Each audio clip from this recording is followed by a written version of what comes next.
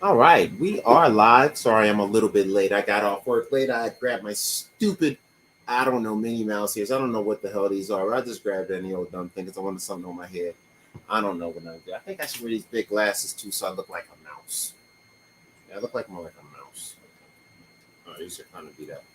Anyway, I got my beat up mouse glasses. I'm like a mouse who just got his ass whooped by a cat. So that's my look. So this is Mr. C, the Enforcer, Pop called a bad boy. This is the My Part of Town podcast, which is a show about Philadelphia, city life, crime, food, love, violence, and all the crazy things going on in major city worlds. If you want to tell us about your city, we definitely love you to chime in via the chat. And then you can even tap in and we'll ask us to come on. I'll shoot you the link to even come on and run your mouth with us if you like. I always preempt our shows with some sort of videos as you do my music, but I don't think anybody likes my crap. But I'll play that some other time. Let's play something from Volo's channel. There's Mr. BAS had a channel. Play something from his, but we'll play something from Volo's channel for now. We usually take about 30 minutes. Let's see if he's got a long boy here. One moment, one moment. Sorry to be wasting time. Matter of fact, I'll put some music on in the background while I look up. A second here. All right, so we got a Neo Volo show. What's one of his longest ones? Oh, he's got a 22-minute here. We're gonna hit this bad boy. Let's see what we got.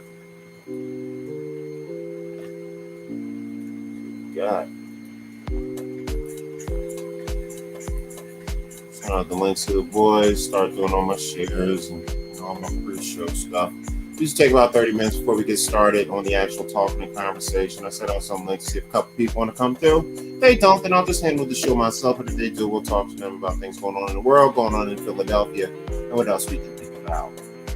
For now, we're going to run this Volo from the Volo show. Fair use, fair use, fair use. This is a family-owned piece of material, as Volo is a member of this show. Matter of fact, where's my little band at? Give me 1 second. Didn't organize here.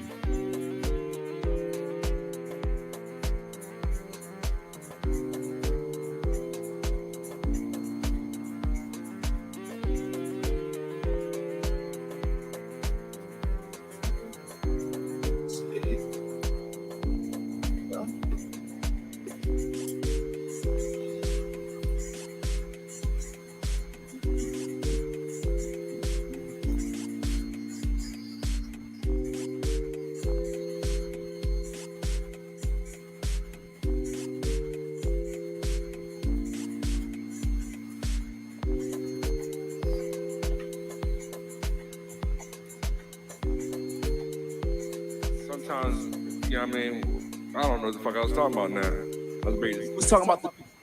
Oh yeah, sometimes I got some beats in my folder. Sharing for the first time, dropping it like this. Oh, you got the saturator hooked up to it, the ill ass effects. One time for your mind. Yeah, one time for your mind. Yeah.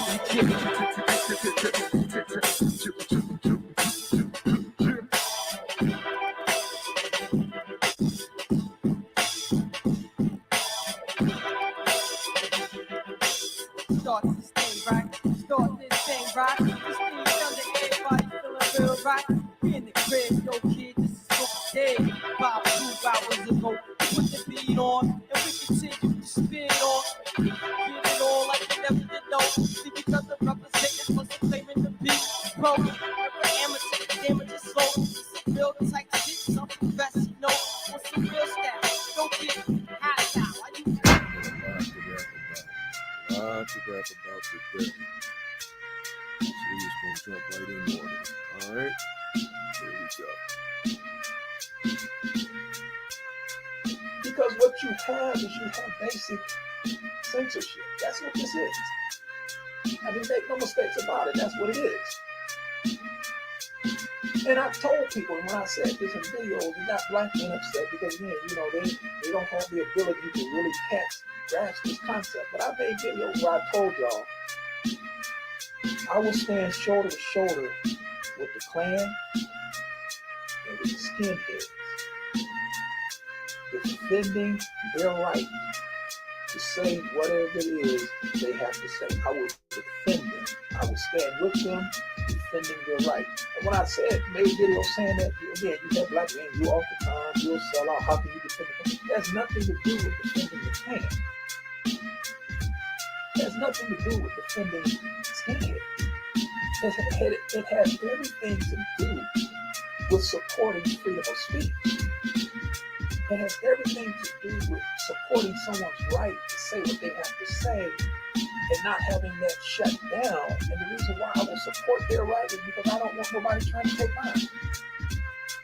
So every brother that's on that list, every last one of them, and some of them I ideologically disagree with, but yet and still, every brother that's on that list, I will stand shoulder to shoulder with them, defending their right to create their content and not have that content flagged or removed because of some alleged hate speech, which is a very ambiguous term. I mean, it depends upon the person that's reviewing the content. It's ambiguous. You can create a video and 5 people can look at that video. 3 will say it's not hate speech, 2 will say that it is. And the reason why is because it is an ambiguous term that is left upon interpretation, and that interpretation comes from that person's personal experiences. So because there's such ambiguity around this so-called hate speech, this is what makes it a roll of the dice. So if you don't want your content, and this is what I told black men, if you want your content getting caught up in that, then you got to create alternative ways to get your message out, i.e. the motherhood. That's why I do it. That's why it's done this way. And again, I've had people criticize me. I never say anything. Because I know the play, I know the formation, I know the snap count. I don't know when they're going to run it. That's just like studying film for football. You don't know when they're going to run that play, but goddamn it, you know if you study a film, they're going to run that play. They still running that play, brother. This is David Carroll, the late, great David Carroll. Passed away on us last year. He is my inspiration to do these videos that I've been doing. Because they still running that same play. They still, suppressing our voice, and it has to stop. It really does. It really has to stop because it is our freedom of speech. But pages like YouTube is in on it. They'll block your page.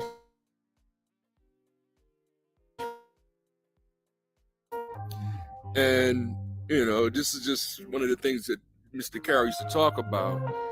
When was this? This was back in 2017. So we talking, 4 or 5 years ago, when this gentleman used to share his posts. He just said him on his background or whatever kind of graphic he put up, and he'll sit there and talk for, how long was this one? 25 minutes, And it's letting you know hate speech and censorship and how it correlates. And so come to his page. They still have it up. David Carroll. He has like 2 or 3 pages on here. And, I really, really respect this man and miss him. Like it was a getaway. Come to YouTube and hear Mr. Carroll spit that knowledge, wisdom, and understanding to help us achieve freedom, justice, and equality. So, just one of the pages that I like to come on here once in a while and share with people who share that hip hop that they try to deny what it is, but that's what we do here. We break down exactly what hip hop is on this page right here on my page, and I do it from this space here that we call the metaverse. It's a little more comfortable, as y'all can see. So you're listening to the Neo Volo Show. I know it's been a little while since I posted something on here. Been taking my time because I'd rather give y'all quality instead of quantity. You know, yeah, I can do 100 posts and it'd be all on the same subject matter that they talk about on all the other channels. But I wanted to give y'all, I like to try to give y'all quality over the quantity. That way, you know what I mean? It's something that you can really reflect on after I finish, you know, the 10 minutes. And that's all I ask for is 10 minutes of your time. That's what I'm doing right now, setting the time limit for 10 minutes. And then, you know what I mean, once that time is up, it's on to the next show, you know. Got my hands up right there, number 1 and 2. Let me get these. That's not good. What are we talking about today? Let's see here what we're talking about today. So here's the title screen. Welcome to the Neo Bolo Show. Sell your soul or sell your shit. I made this one about 2 or 3 weeks ago. It was like, yo, I got to come with it real hard on this 10 one. But I've been going through a lot of stuff on Facebook and it hasn't been inspiring me on YouTube. And that's what brought me to this page, you know, the latest one I just showed you with Dave Carroll, because it's the same thing going on. It's like, it's more about, you know, hate speech, so they're going to censor you and cut you down, and you know what I'm saying? And it's like, yo, you cut me down because I'm a man, and then they want to act like they don't know what you're talking about. You cut me down because I'm black, they don't want to act like you know what you're talking about. Because of my age, they don't know what they're talking about. Because of my, you know, sexual, you know, whatever. But you know, it is what it is.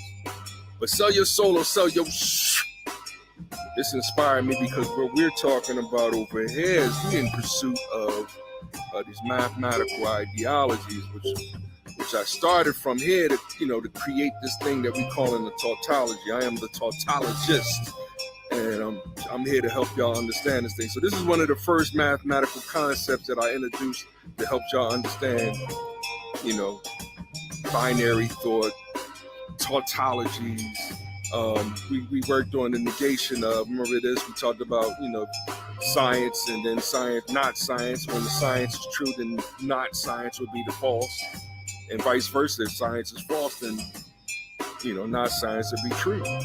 Then I even flipped it on y'all on some, you know, let's say that's Trump and that's Fauci. You know what I mean? Y'all can't imagine Fauci being not science.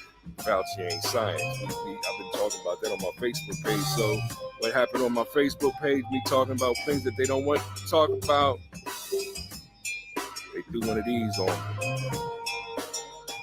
They restricted my account. So right now on Facebook, I'm still going through what I'm calling the Facebook lockout. Like baseball is back, but I'm still being blocked on my Facebook page. They keep saying my account. They put me at the bottom of the, you know, popularity or whatever they want to call it or whatever. They put me at the bottom of the feed or whatever. I'm not necessarily at the top of the feed. So I could post a lot of stuff, but you might only see one of the things. And if I post just one thing, you might not see me at all.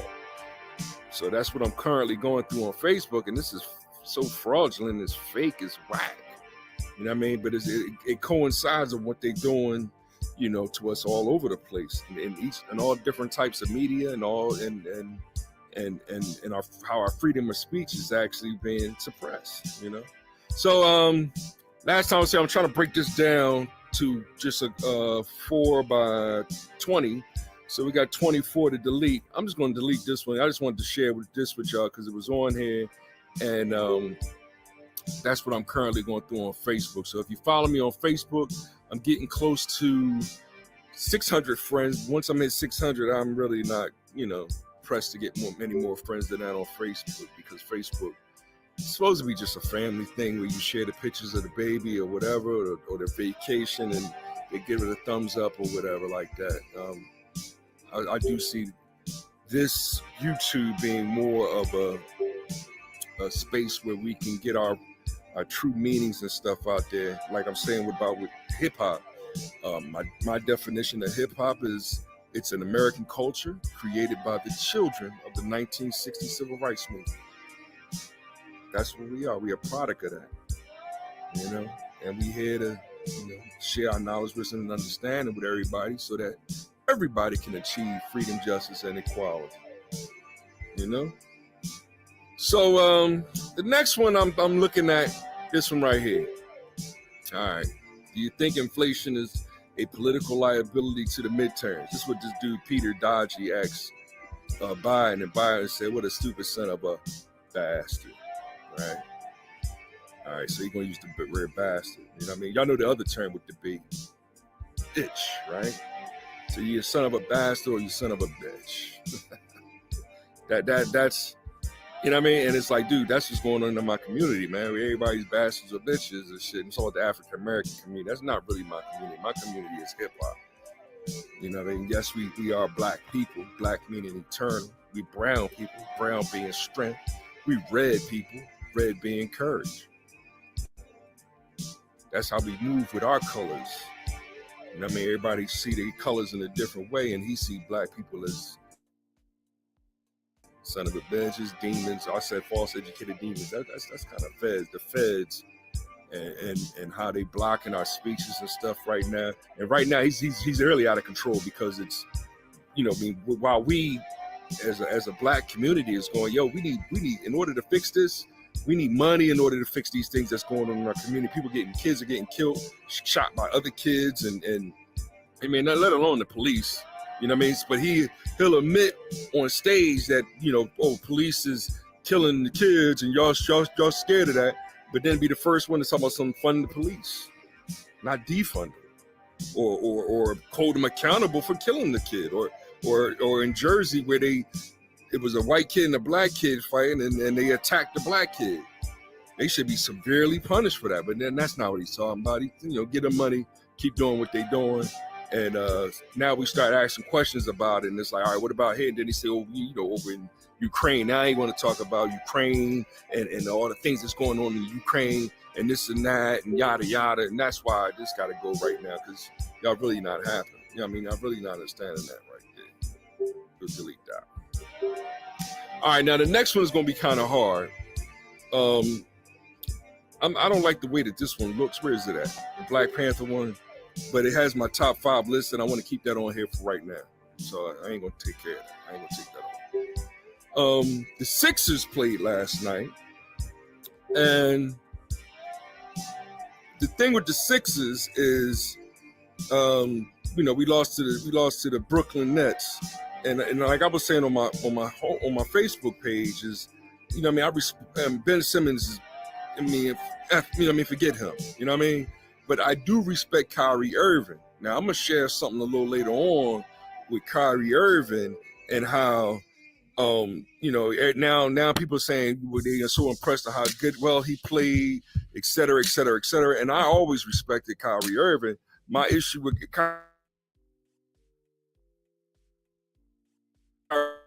with him not playing at home.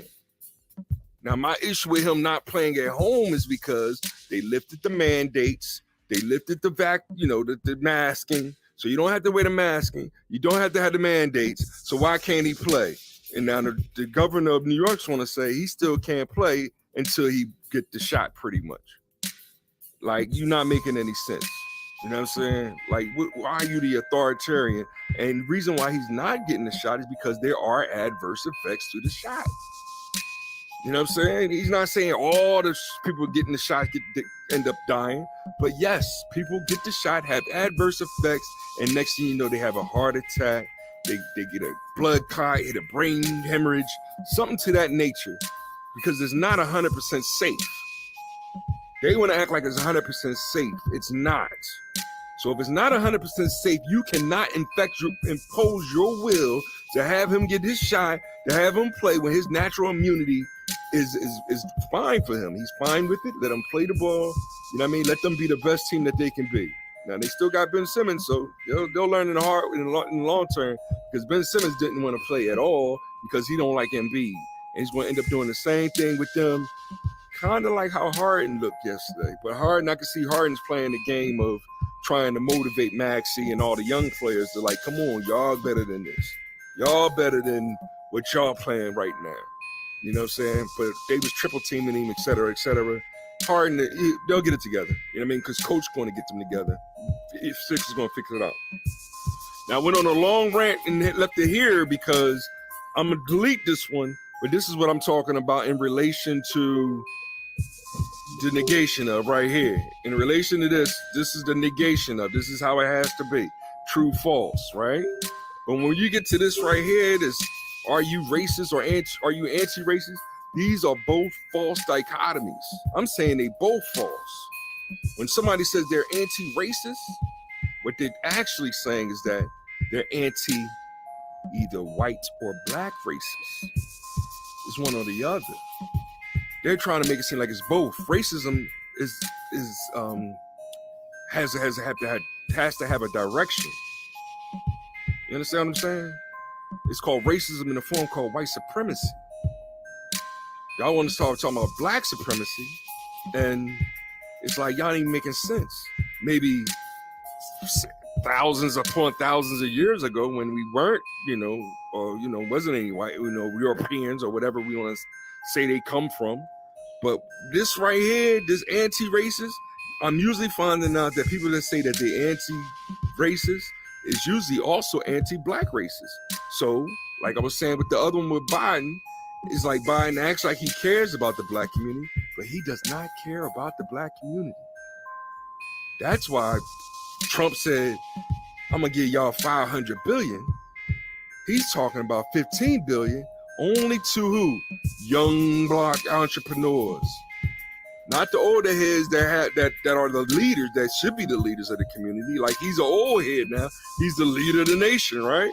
So our leaders should be kind of older too, and not the younger ones, but he wants to feed the younger crowd because it's what? He's going to cause chaos.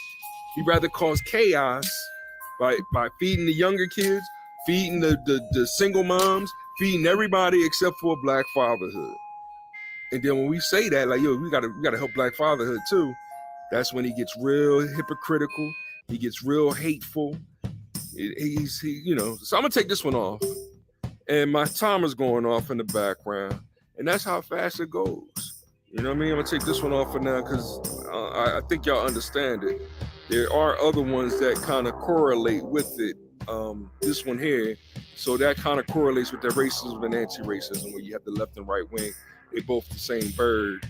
Now we're going to start exploring, what's the true differences between leftism and rightism? You know what I'm saying?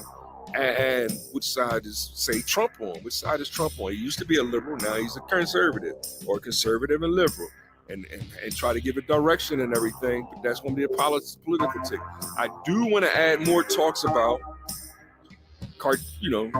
comic books and cartoons and video games and things of that nature. And we have to, I'm going to at the same time expose the politics they're using with that too. If y'all seen the movie The Eternals, address that correlate with what Biden's doing and what's going on in the church too, and what these scientists is doing. I rap long enough, and did I get through? Let me see real quick. Last pit. No, not that one right there. This one right here. So did I explain that one? Sell your soul or sell your stuff? I guess. Because with Trump, it was sell your soul. It was like, like I said, he was willing to give us 500 billion.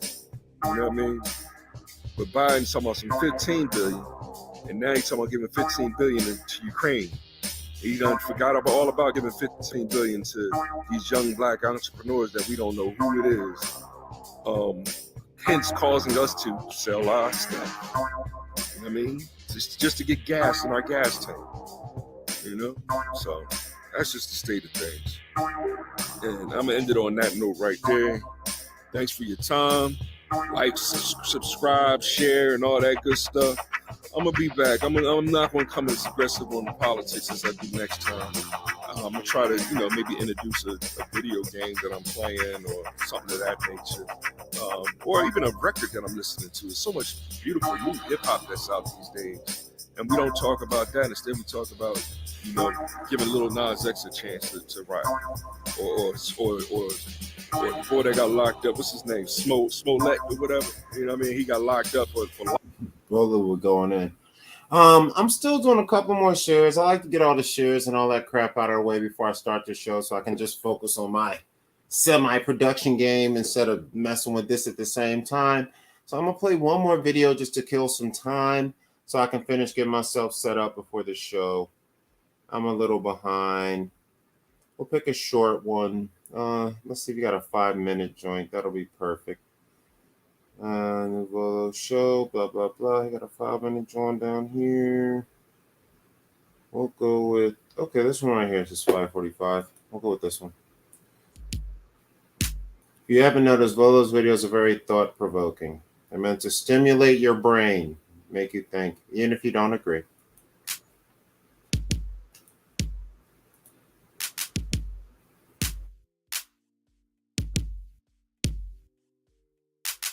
How did we get here? I still don't understand. and I know a lot of people hearing this don't understand what I'm actually talking about. That's why I've been centering it around our culture, spelled with a K, hip hop. You know, it's an American culture created by us, the children of the 1960s civil rights movement. Malcolm X, Martin Luther King, Kwame Ture. I can repeat that over and over and over again. That's the beginning of my thoughts when talking about religion, politics, and science.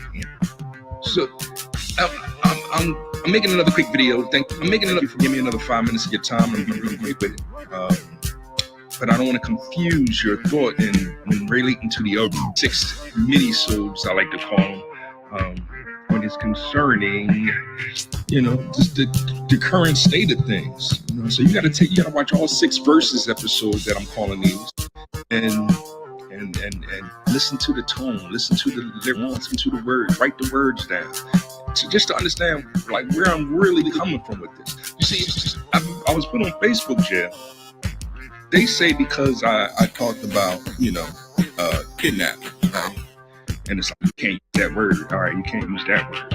All right, cool. You know what I mean? But you have a Democratic president using the word abortion amongst people who are just willingly able to doing it. Like, and it's like, yo, where is the? And they strike me and ban me from speaking against speaking the other side that fast. And y'all don't believe that is true, but it's true. That's why I call him Joe Obama. Obama was on the same movement. Joe Biden's on that same movement. He's on that same movement. He's on Philadelphia. What was that, Thursday night, Friday night? My agenda is. And he had a red background. He looked real satanic, like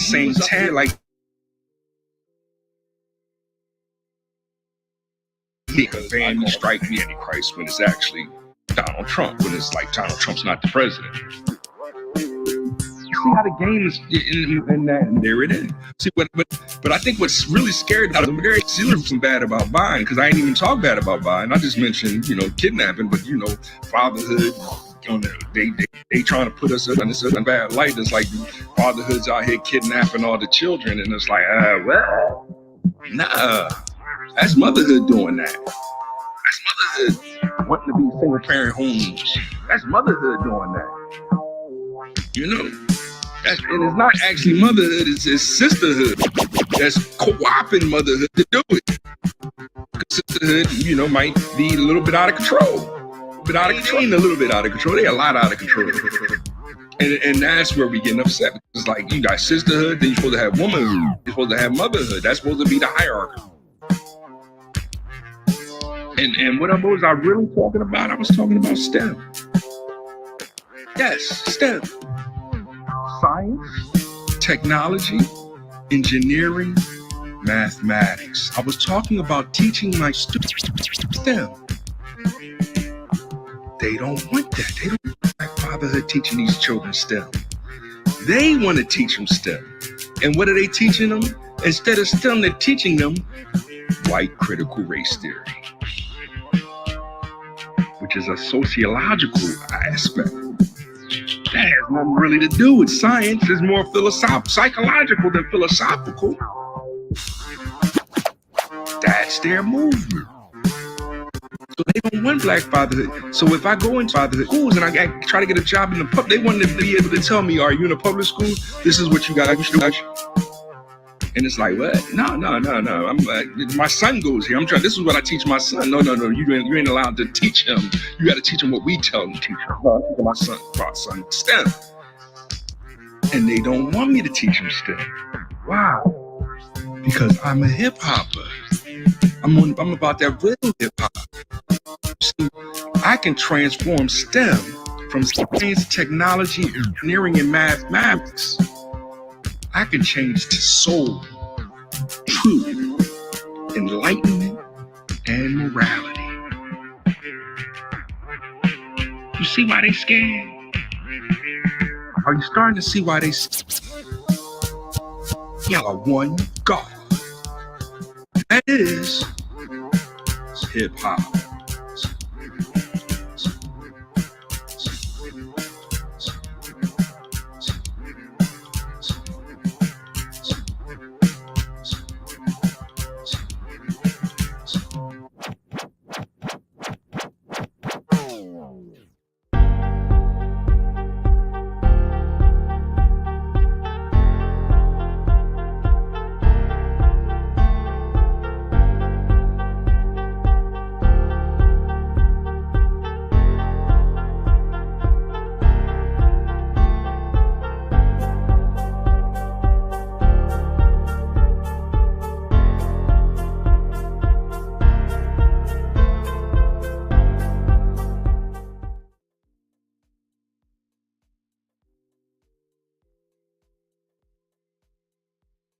All right, we are back in the game, and it's the My Part of Town podcast. I need a few more minutes to get myself organized. I had to get my cranberry juice and some cigar use items.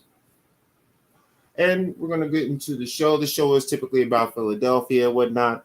I always open up with the news, sports review, things like that. Go over that a little bit, see what's happening in all areas of Philadelphia sports and news life. I'm gonna read through a few stories.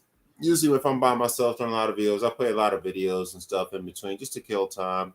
So I'm gonna take little video breaks and stuff and then come back with a different type of segment in relation to Philadelphia. I think right now let's start off. Actually, no, we'll save the sports. We'll start off with sports because that's kind of the easiest one to do. So let's see what's going on. One moment here. NFL news. Okay, let's now focus on the Eagles. One moment. All right, here we go. All right. Let me pause this right quick. I don't care what the video says. All right, let me just see what a couple of these stories here are talking about. There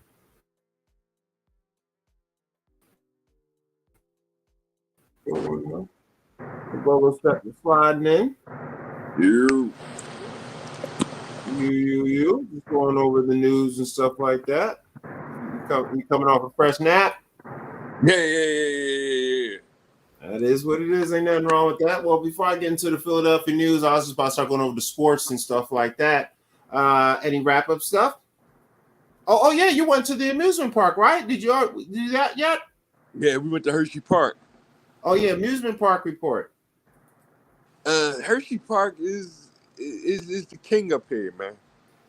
You know, the biggest hill is only like 210 feet in the air, but because they got like a cap for that area, so they can't really build them no big 300-foot hill. But it's perfect. It's like it's a.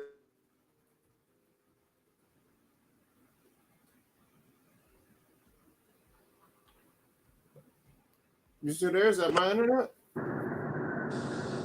Huh? You blurred it out on me. Are you driving or something? No. My alarm went off again. Oh, okay. The hill thing. So they can't have a hill over a certain height, really? Yeah, they have a height restriction. So 210 feet or whatever. They can't go higher than 250 feet or something like that. So it's some ordinance that they have because of the area. But I mean, so you're not going to find anything like King Dekai there. That's a great adventure. But it's like perfect. It's just the perfect mix of, you know, height and turns and twists with that new ride they got called the Wildcat Revenge. Is one of those wooden rail, you know, one of them new wooden rail kind of roller coasters. This thing is wild as hell, yo. It's quick, it's wild, but me and the boy had a great time getting on all the rides, man. I can go more and more in depth as we go through the show or whatever. Oh, okay. I was just looking to see if there's any videos where they actually talked about the actual whole height ride. Is this Wildcat or Wildcat's Revenge? Or Wildcat Revenge is what it's called. Wildcat Revenge. I think that's this right here. Let's see. That's kind of good. This video looks crappy. One moment. Great little ride, yo. Great little ride. That first hill might only be like 170 feet, I think. So it's not a big drop. This is a good ride. But it's a great ride, man. That thing twists and turns. Like when you first get on and it says you have to hold on. They have like free lockers, so you can't take nothing on there that's going to, you know, no change or nothing, like nothing in your pockets. So you got to take everything out your pockets. And this thing is a wild little ride, yo. You know, it's not the tallest roller coaster, but the drop is perfect. It comes back in kind of a drop. Like I think what's the first ride? Candemonium is the first. Like that, I think that might be the tallest ride next to Sky Rush, right? And that ride is we rode that at the end of the night when it was dark.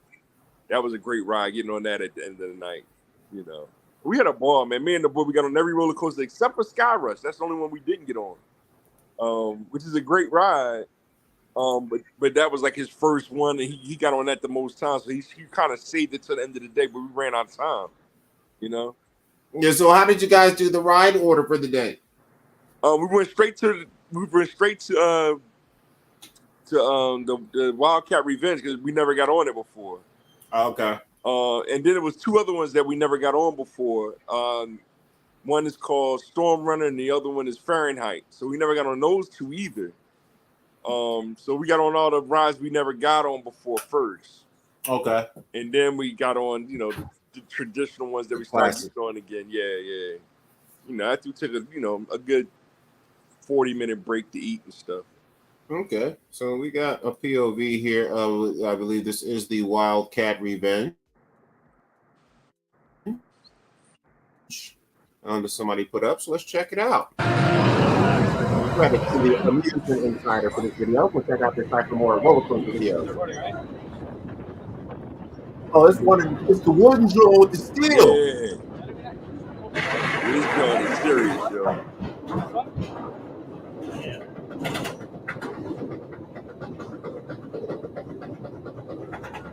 Like I said, this first drop, it might be like 170, 180. It ain't feel like 200. Yeah. Oh, because they get you like fully vertical on these joints. Yeah. What is the speed up at the top? Yeah.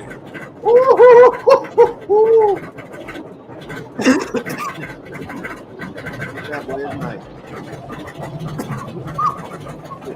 But it comes back in, like. And it's a smooth ride. Yeah. It's hard to say that it's smooth. Because the twists and turns are crazy. And it be fast and it's clean. And the things they can do with these steel roller coasters now with the wood base is like, that like right hanging there. upside down.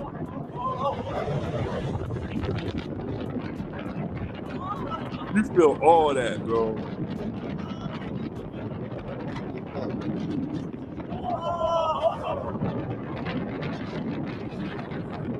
another one.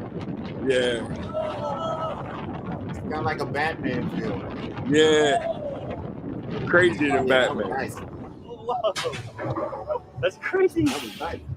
That Going to the was a first good one. one You know right what? there. That Someone was a good told me one right that there. that So zero. what I is want to go back to the first what one. is the other one you guys Up, wrote? it's nuts. Like it's off. We got on every one except Well, That what were the new ones? Wildcat Revenge. yeah, that's the new one. What was the other two? You said you wrote two other new ones. Fahrenheit and Storm Runner.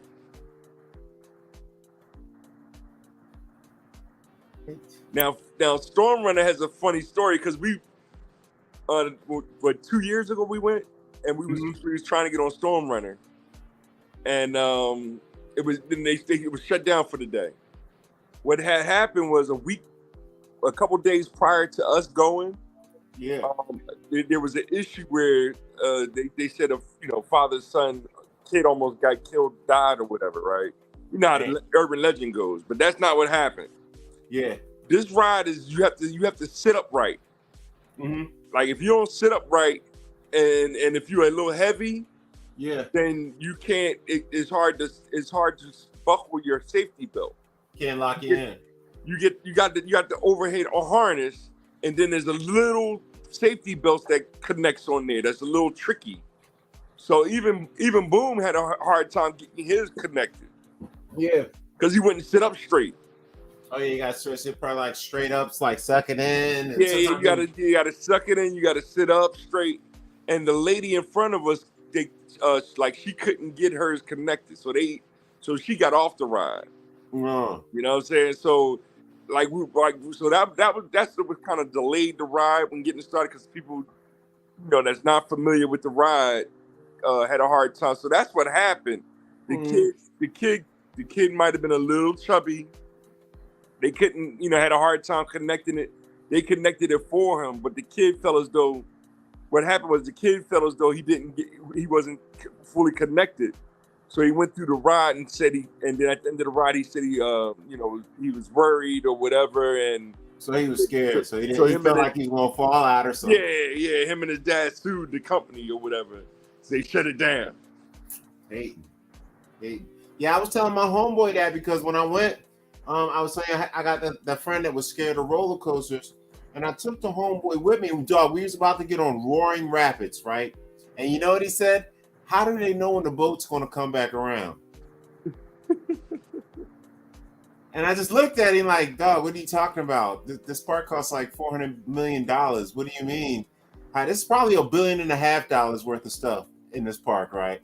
I said, dog, it's mechanically timed. I was like, not only do they kind of know when it's coming back around, they know exactly. Like they can sit there and count to the second, 36, 37, boat. 36, 37, boat. He said, but how do they control it? Like he said, he said, we probably going to get stuck somewhere in the corner and they're going to have to come get us. This is Roaring Rapids, dog. This ride is 30 years old, is it not? This guy is 30 years old also. And he's been to amusement parks before. And he never, I guess he must have never been on. This must have been his first time because I guess I'm dragging him on adventurous rides. He doesn't know about the jets and the treads under the bottom that move you and shit. I've known that since I was 7. I'm 47. The fuck? Yeah, anyway. It's funny, what I mean, and we're in such a customer service driven world now. The customer, it was just funny because I read about the scenario after we got on it because Boom was a little nervous because he couldn't connect it. So while they was working on the two other people, I'm just like, listen, calm down. They fixing it. See, calm down. You know what I mean? When he saw the lady get off, he was like, they're kicking her off. They're kicking her off. I was like, son, He was like, he didn't want to get kicked off. I'm like, fuck that. I ain't going to miss out. Yeah. I don't know, too. Dog. That's, man.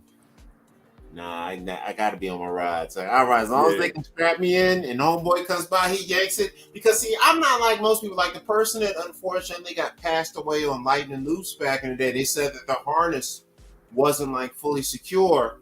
So either it was like not completely locked, or since it wasn't fully down when they went over the hill, because you know some people be wanting space and whatnot.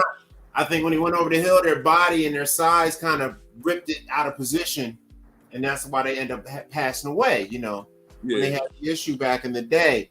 So it's just like me. No, I'm checking my junk. Up there, after you get up there, while I'm going up the hill, they never go down like that.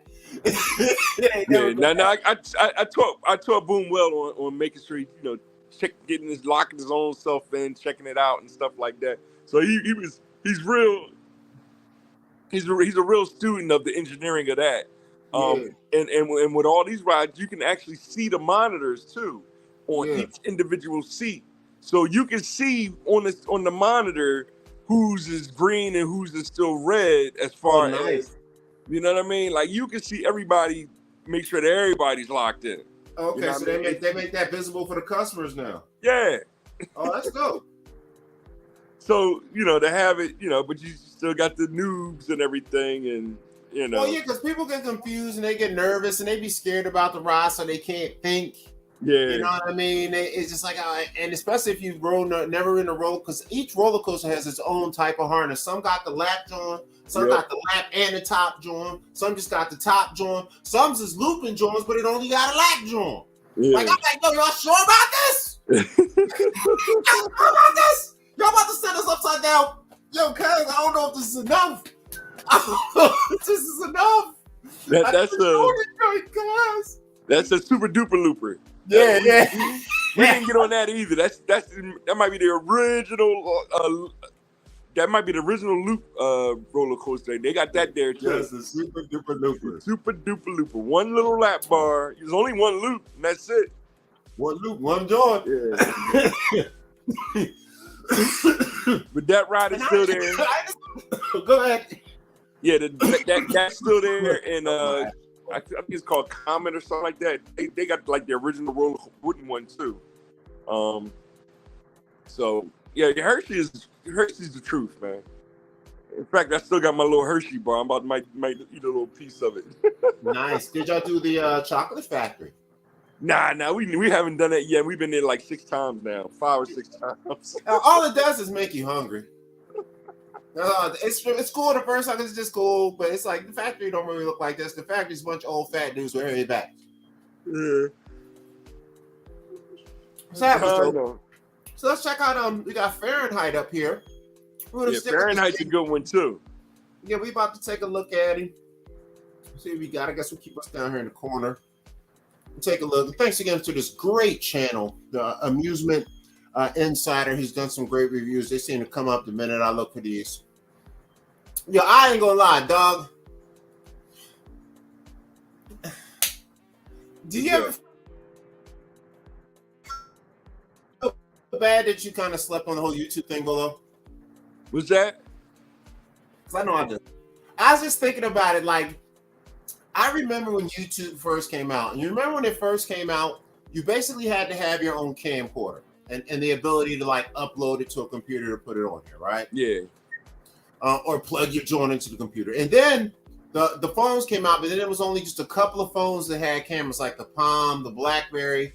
I don't think the BlackBerry didn't, because it was like a business phone. It was like the Palm and like one other phone, but nobody really even had cameras. Then everybody started having cameras. And then the videos were like really short, but we really didn't have a Twitch or a Twitter back then. So the mindset wasn't to make short funny. Because if you remember when they first came out, remember you could only make a 2-3 minute video, right? And now that's like all people want to make with all the space they got. Isn't that ironic, right? But back then we never thought to make short 30-second comedy videos. Not at all. Not once. Nobody thought to upload it on YouTube. It's like, damn, I had that shit right there. It's in the power of my hand. I was like, I knew YouTube was up there even once we got phones. I never thought once to say, damn, I like amusement parks. I go to amusement parks all the time. Why not take my damn phone with me? Go to amusement parks and upload it. But then again, it wasn't no money. in YouTube back then. So it was really, but I didn't even think to do it just for the love. You know what I mean? Of other people wanting to see this. Now I'm like thinking like, damn, these pages are like stuff that I could have or we could do. Like this would be my life. I would love to just travel around the amusement parks all day, all around the world, take videos, upload them to this, and get paid from the daggone commercials and views. Yeah. I mean, you're talking no editing, no real editing. You got to put up a little title screen, a thumbnail. Yeah, right. You got I gotta ride the ride. Oh darn! I gotta go to another amusement park this week. I'm traveling to Europe to ride 4 roller coasters. Then I'm traveling to Japan. You know what I'm saying? It's like a travel blogger. Best job in the world, man. Like, and now it's like all overused and everybody's on it. So it's like, God, it's like it's like everything else. Once money gets behind it, it all gets like over flooded and ruined. But some of this is real pure when I look at some of these people's channels, Anyway, let's check out this Fahrenheit cook. True indeed. I give him a career issue moment. Like, I blame Bidenomics. Oh, this got the jump start? Nah. Oh, okay. I thought that was a loop. It cranks you straight vertical, yo. What Rip Ride Rocket wishes it was. Yeah, honestly.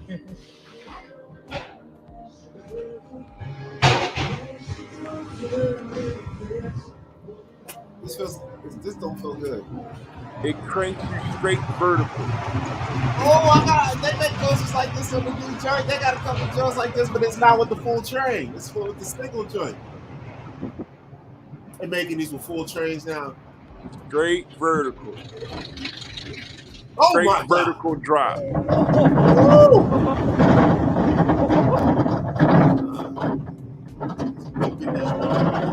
It's crazy that they can do whatever they want with these tracks now, dog. Yeah. It's like some of this stuff, he's like, okay, the track is gonna break in the middle right here. Was it shaky? Nah, it's smoother than the Wildcat. Yeah, these new tracks look smooth, but I hear the noise in the backside. That's probably just the belt.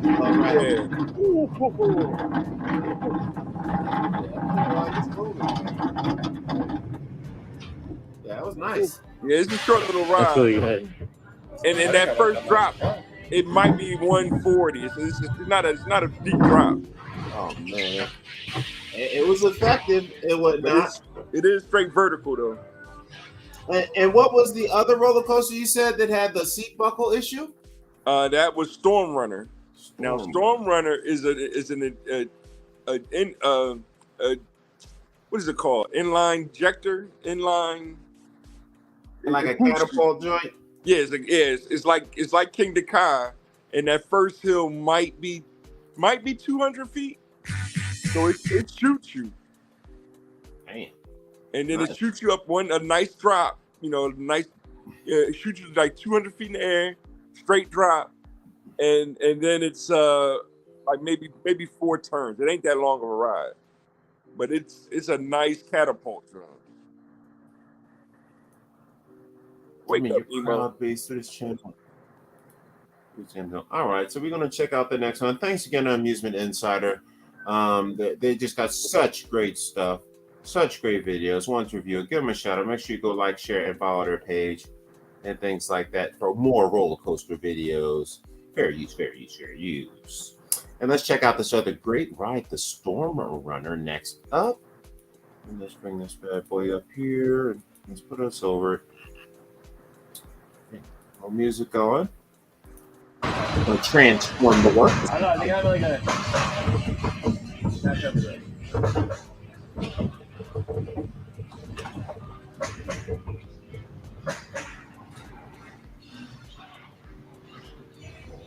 Get ready, here we go. Uh-oh. Oh boy, homie knows it's coming. She said she pulled up. I doubt she pulled off. Oh my God. That takes off like so fast.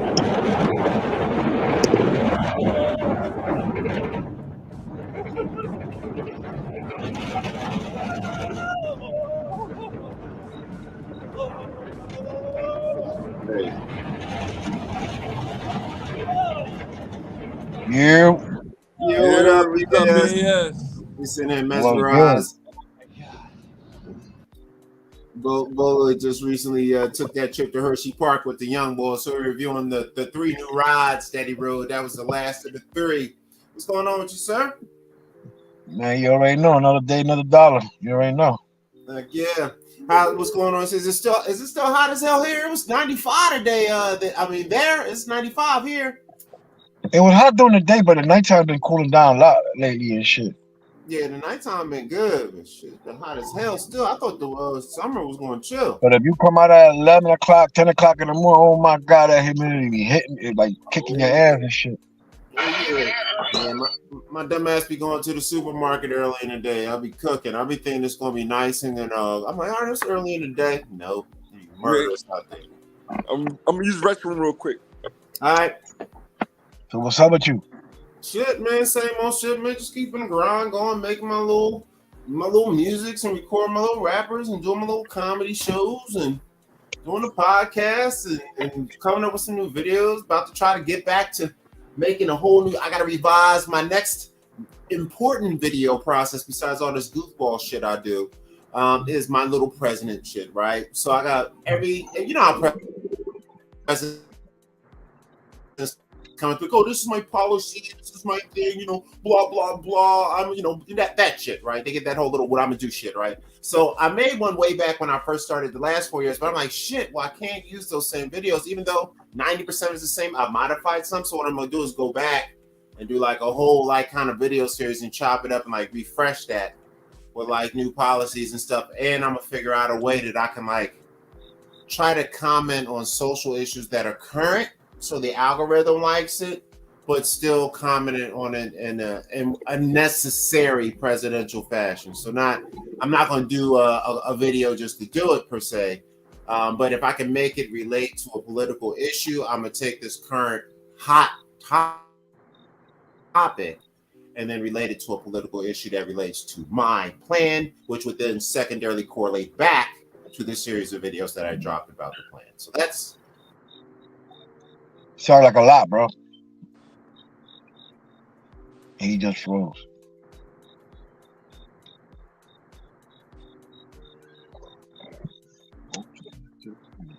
You. We're gonna learn that from now and then. La computadora de él.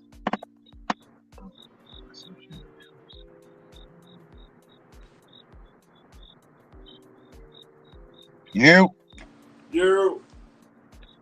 I think we lost Mr. C, bro. Oh, for real? What's They going got on, him. BS? Man, you already know, man. Fucking another day, bro. I got on late because I had to charge my phone for a little bit and shit. Oh, all right. Yeah, what's up with you? I'm good, man. You know what I mean? Good times, wild times. Like I said, me and the boy went to Hershey Park on Saturday. So that's what we was rapping about a little bit. What's that, fam? That's what's up.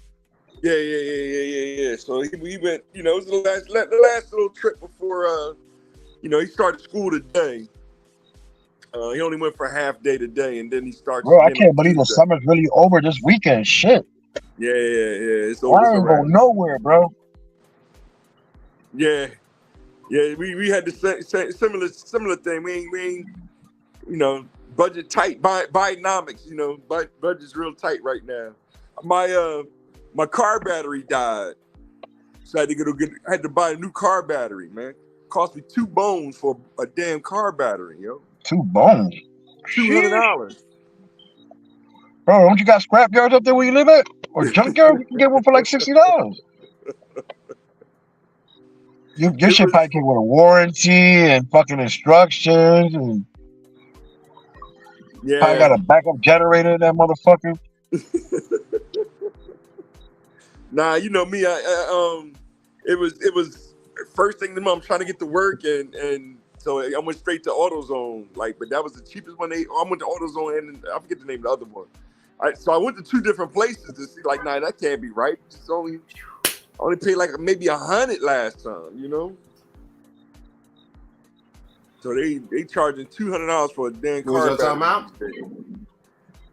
Yeah, my car I hope they battery died on installed me. it for you at $200 least. for a car battery. Yeah, they charging 200. That was the cheapest price they had. Oh hell no. Yeah, it used to be like $200. $70, $80 or something. Yeah, now Bro, you was better off. You was better off just taking the battery to AutoZone and get it charged up, Shit, and you it would might have as been well for go free. down and let your car for all that bullshit. Fuck. Nah, see, I knew this was gonna be some. We gotta figure out this. So we gotta find that water car idea, man. Get that out there. Now my internet was going stupid, but I touched my box. It was super hot. I think the box get hot sometimes. I put a fan on it. Make sure you get a little air just in case. So we're back in the game and whatnot. So yeah, we're talking about Hershey Park. What's going on, BS? You said it's still hot as hell. Anything else going down? What's up? Yo, killing the technician around? Yeah. Yeah, you already know. What up? What up? What up? What up, technician? What's up? What's up? You chilling? Doing the same, man. Right. Bolo, you still working on them extra hours to get ready for what is it, Labor Day? Well, you know, they're still trying to figure things out. I was talking to DJ about that earlier. Break it down. Well, I took one of the jobs, so the app was going to give me cut me a check, but you know they overcharging on the finder's fee, so I don't think the corp is paying for the finder's fee, so they ain't cut me a check yet. then meanwhile they issuing the what's it called, interest, what's it called, conflict of interest now. Like IOU or no, well you can't, we talked about it a little bit. So you can't work for the other people? Yeah, you can't work for certain companies. Like if you work at Man, too many middlemen in that shit, bro. Huh? Bolo, you dealing with a lot of fucking middlemen in that shit, bro. Yeah. Right? Just cut them out the fucking way and just go directly to the company. That's the new hustle. So it's all these job ads, temporary worker shit. Yeah, they temporary workers, so they trying to get an extra check for you. Bolo, have you gone to places like a Deco yet? Deco? Now, for example, it's not so. You know how you say the apps now are with this the gig shit, right? I noticed this with LA jobs about 5-10 years ago. There was no longer walking up into a place and getting an application and talking to somebody unless you knew Spanish. Now, if you knew Spanish, you could just go in there and just hit them with the spitty spat. Man, that shit don't help either, bro. Listen, that shit don't help either, bro. You got skills. I'm jealous. I actually but me, I had to go on Monster or I had to go on what's it called? Monster, you get interviews, but that doesn't work so good. But if you go to like a Deco, they give you a test. So they say, hey, do you want to work in factories? Do you want to work in the office? Do you want to work in legal, right? And then they say, okay, you'll pick whatever it is. Like me, I said, I want to work in the office, right? So the test is they put you down in front of a computer and they see if you can use Microsoft Office, Microsoft Excel, all that basic stuff like that. Dog, they said I had like a super duper high score on the test, like I almost had a perfect score on it. And I thought I didn't even know what I was doing. So that just shows like, Bolo, you probably could go there and dog, they was offering me jobs that were pretty good paying jobs and I could pick whatever job I wanted. And basically they'll send you there. But now if you don't want to get trapped into no full-time job or anything, I can understand that too if you like the variety. But they had short-term and they got factory ones too. You can pick from. You can take factory testing, you know how to do a job of forklift. They get you higher paying ones, all that kind of stuff. So that's like the new way of getting a job. I noticed in modern times, you got to go basically take a test like you was school. And then now you're the applicant because everybody's got a bachelor's degree now. You know what I mean? Everybody's got experience now. Not everybody. Yeah. So, well, Mr. BAS, not everybody. Not everybody. But I got degrees in other fields, but not no fucking bachelor. Yeah. That's true. But a lot of people back in the, nowadays it's like what you would call the new high school diploma. Like a lot of people have it. Like back in the day. Everybody didn't even have the high school diploma. Our parents were coming up, right? So that was even kind of like a big thing to get your high school diploma. That's why they was so important to all of our parents. Said, oh my God, just get out of high school and don't get killed. I did a good job. I was like, wait, your job ends after high school, Mom? Like, what the fuck? You know what I'm saying? So that's how you thinking about it, nigga. But that's what their point was. But it elevated now to this new college thing where all the student loan debt is all over the country, and like 80% of people nowadays got some kind of college experience degree or something. So when you go to get a job, y'all all kind of got the same certifications when you go to get some of them, higher paying jobs, crap like that. So now they were like, okay, well, what's the distinguishment? So now they make you take these tests, and then you go be a temporary for like 3-4 months, and then they decide if they're gonna keep you. Man, listen, fuck that. I remember the good old days where you actually had to go physically go fill out these applications and shit. Yeah. Or all you gotta do is blow somebody and they get you in. Yeah. There's too much shit nowadays with the fucking jobs. Yeah. Well, I will say nepotism, which means you kind of know somebody, not just family. Yeah, for the bullshit pay at that. That still works today. It will work forever. I see it all the time. Man, there's dudes out here that are rich. Like, I've been watching this dude named Privati that takes classes with this Dan Payne guy, and he was talking about how like he didn't have no money like that. He says you would think that like a lot of billionaires and CEOs that you want to talk to get your business started, you like, them dudes ain't gonna talk to me, right? Nah, these dudes, if they've ever been part of like company ventures to buy multiple companies and stuff like that, they'll actually fuck with you for free as long as you do all the footwork and then learn how to negotiate with banks for the money. So you don't even need the money to buy the $100 million company you want. You don't need to. But let me ask you a question about the degree shit, though, right? Yeah. Like, you can just sit there and say you got a degree. They're not really going to search that shit to see if you really got it or not. You feel me? That is true. Most companies do not check. They only really check when you get in trouble. It's like the drug thing. That is true. You could, if you're good at your job and you know what you're doing, you could go in there and give them an application that you went to Harvard and was this, that, and you had your GED, MD, GD, and as long as you can do the job they give you for it, they'll probably never find out unless there's an issue or you got a hater. There's always a hater motherfucker at the job. I'm checking to see. I don't think he did all this. And then they check and then they tell the job. That's where that is an issue. But you're right. You can totally put whatever the fuck you want on a resume, and 9 times out of 10 they're not going to check unless somebody's hating. But anyway. Nowadays they do the criminal back check, like they really do that shit thoroughly and shit. But the shit with the schools and shit, bro, you can just make that shit up. Oh yeah, they do like the credit check, the background check. Go ahead. Yeah, the background check, they still do that shit. I learned back in the day, like somebody had told me some old head told me and shit. When you put an application and shit, and they tell you if you ever been convicted of a felon or anything, just leave blank, and then the job always fucking likes that better when you can sit there and explain what you did instead of just fucking checking it off and not explaining nothing and shit. Mm-hmm. Yeah.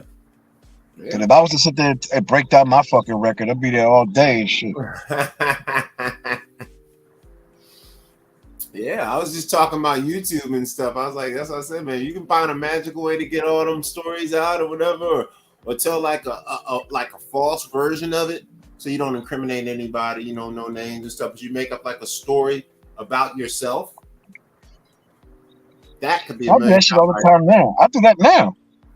Yeah, I'm saying. Put that shit on YouTube. Just call that shit like my life stories, but legal. Like, I don't know, some shit. You make some kind of name up, and then especially had a cartoon character to act it out. Like you get those little cartoon characters with the videos with you talking and shit. Oh man, I'm telling you, $1 million video. And you can change all the names, all the stories. You wouldn't even have to be on camera. You pretty much just record the audio and shit. That should be fire. That's the fire idea. We might do that. We gotta figure out an easy way to do that.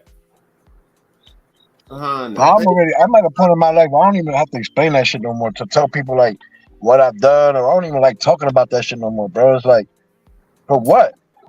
I ain't got no cool points for that shit. Well, I will tell you why in modern time with this whole social media, why I talk about it. It's not really because you feel like talking about it, right? It's because it's monetizable. Now, like basically, you know how rappers today are trash, but people still buy them because they like who they are? So you, the BAS that you are, Mr. BAS, is the product. I mean, his life what he's been through. That's why you always see Whack 100 and all these guys talking, and everybody's listening to all these ex dudes that couldn't even read, but now they got 150,000 Wallow and Gilly getting this. You think these guys couldn't read? But why are they getting it? That life that they survived. So it might not be about like telling all the business per se, but there may be a way to spin it out that you can take all that old stuff that kind of seemed worthless and you can turn it into a gold mine. No, but not for now, bro. Before I met you in Wink and shit, bro, I was really already doing some fucking crazy shit out here. You feel me? Yeah, like, I'm telling you, like some kind of cartoon series. Like that's what I was saying. You should have like a you know, they got the Charlie Hollywood Stories thing. You should have your version of like, you know, street stories and something. And just like, yo, this one time you just tell the story, then it gets like acted out by maybe the technician can find some cartoon app that can animate it that don't cost nothing but too much.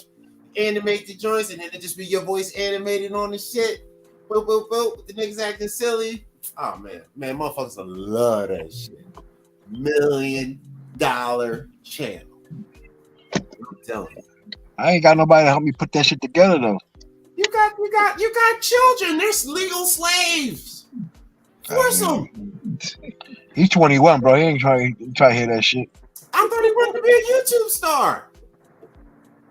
You doing and then no y'all thing. can have like video game Saturdays. Like then you can suck in the gamers to because the gamers they like that gangster shit because they playing that war stuff. So they need some good shit to talk when they shooting at each other and breaking the front.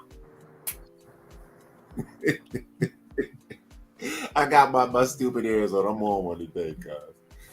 What the fuck is that on your head? Some stupid ass backwards Mickey Mouse. This is one of my what they call it, a rave, when you go and you pop mollies and do crazy drugs with white people and dance all night. A rave. This is part of my rave gear. So sometimes I have like this on, like a noose, like no shirt, a robe, Timberlands, and shorts. You have to do it with a chain. That's the one that's crazy about LA. So sometimes I do it really on purpose. Like, fuck it. Why not? Why not? Why not? What can we do? So what else is going on? I was about to do some Philly news stuff. You guys got any other updates or anything? The weather's been chilling out here and shit. You know, people still doing the dumb shit out here and shit. Fucking, you know, shit don't change in Philly. You already know. Fucking, I don't like talking about it because it's always the same shit. You feel me? It's just a different name on the story and shit. Yeah, same stuff, different day. Yeah, so I just let the news media handle the main stuff because I was like, if you actually heard all the stuff all the time, it would be a never-ending list of madness. Bro, I can't even tell you when I sat there. The last time I actually sat there and watched the news, bro. Yeah. Oh no. I used to watch it all the time, but then I found the internet and cable news, and I haven't watched a regular news channel on purpose in years. Like the only time I watch it is when we're doing these reviews, and they happen to have a story I want to talk about. The only thing I can say was I finally fucking dominated the fucking machine at the job. Oh yeah? Oh, I hit on that joint last night, Mr. C. That everybody was hating the day at work, bro. That was the funny thing about it, bro. Nice. My boss felt some type of way. He fucking turned the machine off, but they didn't want to let nobody play on it today and shit. Why? Because all their money was in it that you took? Pretty fucking much. That's crazy. I mean, nice will come up off that shit too. Hey, man. That's dope. Gambling is a funny thing. Yeah, they will sit there and act like I sit there and tell me I broke the machine. I was like, oh well.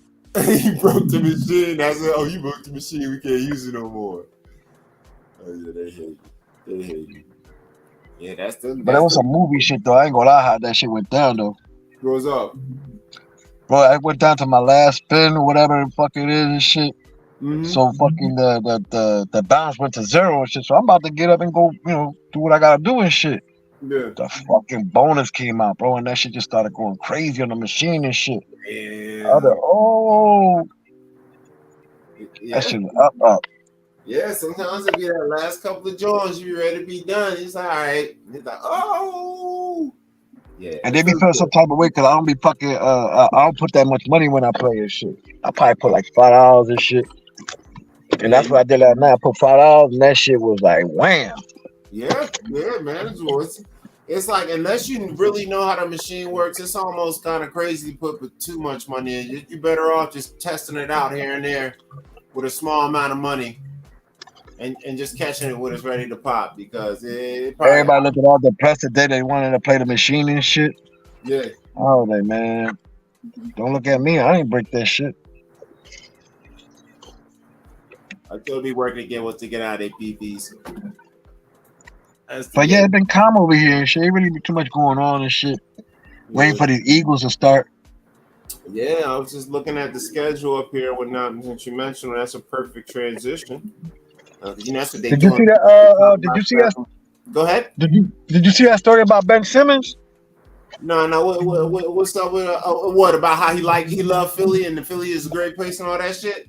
He's trying to get traded back here, bro. Fuck that man.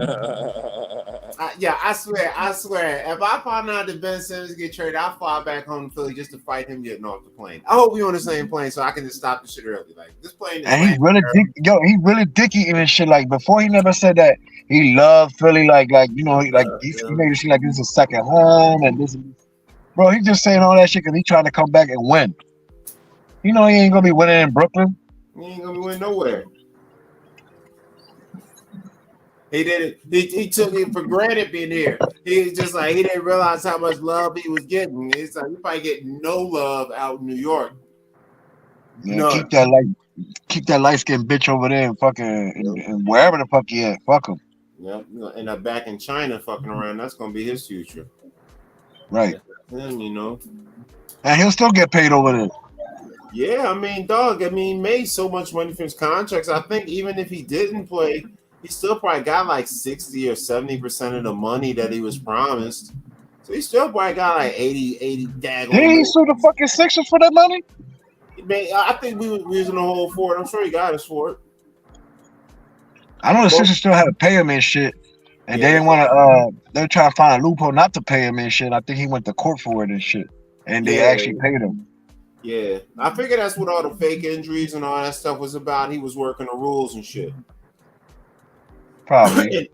That's why he went with the mental health route. Yep. Because you can't say nothing about a mental health injury can last 47 years. That shit is crazy. Yep, you gotta pay me. I'm hurt. Mentally. Nigga, what? Fucking tired in here. The fucking Cowboys already, bro. Have played what? 3 preseason games? Well, I don't even know. I haven't been keeping up with that shit. What you mean? What happened? So I haven't been keeping up with the preseason shit. But I'm tired of hearing about the fucking Cowboys already, bro. I mean, but it's every year with them niggas, man. The Cowboys this, the Cowboys that. They got rid of Ezekiel, so I guess Tony Pollard or whatever his name is about to be the guy. And Dak Prescott is finally about to learn how to not be a black Tony Romo. Yeah, sure, right. Man, and then fucking the best receiver ever and blah blah blah. And then Jerry Jones traded for that quarterback for the 49ers and shit. The Gumbo Lance and shit. Oh yeah. I mean, trust me. If Dak fuck around and get hurt, his job is gone. Other people that in front of him though. Huh?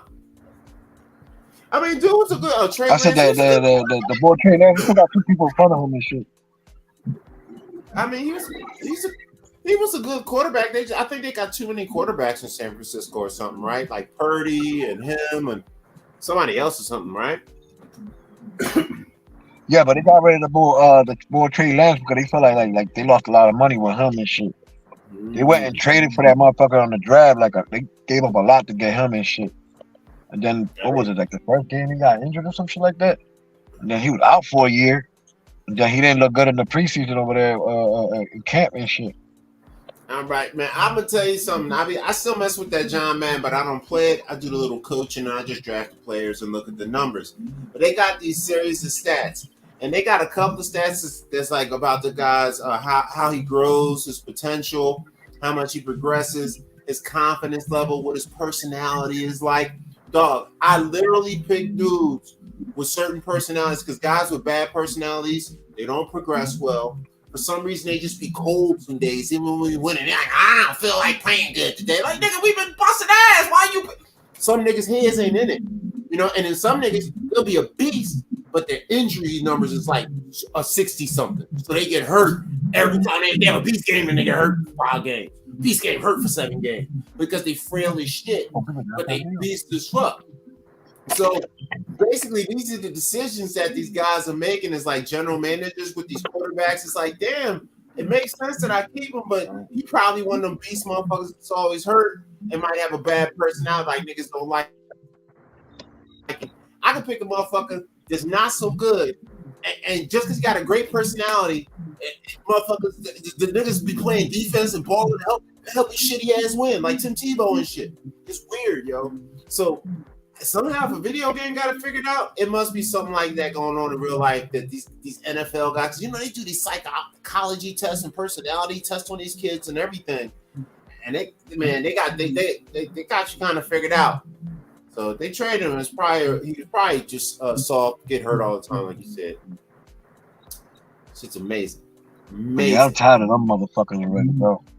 Oh yeah, well you know how it is. That's how it is. I mean, they'll come out. They got them on the high hopes to go to the Super Bowl and all this shit. Yeah, but they say that every year. True. They say that every year. I ain't worried about them because the Eagles came back better than ever. We was good last year. We about to be better than ever this year. We've improved the team all over the place. Dallas has not improved one iota. They had just got a year older and they got rid of their power back. Hopefully their new backfield is good. What if that's because Tony Pollard? He's one of those get hurt motherfuckers. That's why they kept. Yeah, but the 2 motherfuckers that we got, they get hurt too, bro. The bull Rashad Penny get hurt too. The bull Swift just came back from an injury, so yeah, I mean, running back get hurt. You feel me? Football's a tough sport and whatnot, but if you got a good set of 3 to 5 backs, it's kind of like pitching in baseball. You got to have like 3 to 5 running backs because they're gonna get hurt, especially if you like to run a lot. Or pass a lot because they're gonna be out there getting hit, catching the ball and shit in the open field, taking big hits.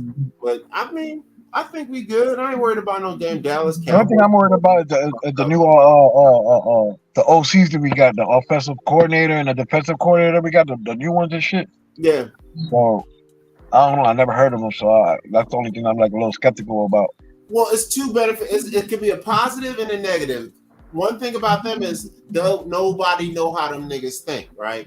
So if they know what they doing, then Dallas ain't never seen they shit before. See, Dallas has seen what we gave them the last few years from our old coordinators, so now they might have adjusted to that. So keeping the same dudes could have been actually a problem for our offense. So if we're still maintaining the same style of offense, there could be a benefit, but are these guys good is what we'll find out. You know what I mean? Or are they predictable? And we get stomped. Because on paper, we the shit. You feel me? On paper, we the shit. But we the shit. We just long we stay injury free. We play a balanced attack. There's no excuse for us not to win the division and threaten. I can't picture anything different. You know what I mean? And they'll be hanging around, and we'll probably split with them because we always do. Split with them, split with the damn Giants, and I don't know, for some reason lose twice to the Redskins, even though they're gonna be 3-47. What the fuck that shit's about? And somehow fucking Kirk Cousins is going to get traded to the Washington Redskins for 2 games a year just to bust our ass. That shit crazy, isn't it? Hope we don't play Minnesota this year. That nigga. Oh, he's the 2nd game of the season, 3 days before. I ain't gonna lie though. We gotta be careful with Washington because they try to prove something, especially the offensive coordinator they got now. They got the boy Eric the enemy, whatever his fucking name was. Eric the enemy, running back bull. No, but he's the offensive coordinator over there. He was the offensive coordinator at Chiefs when they won the Super Bowl and shit.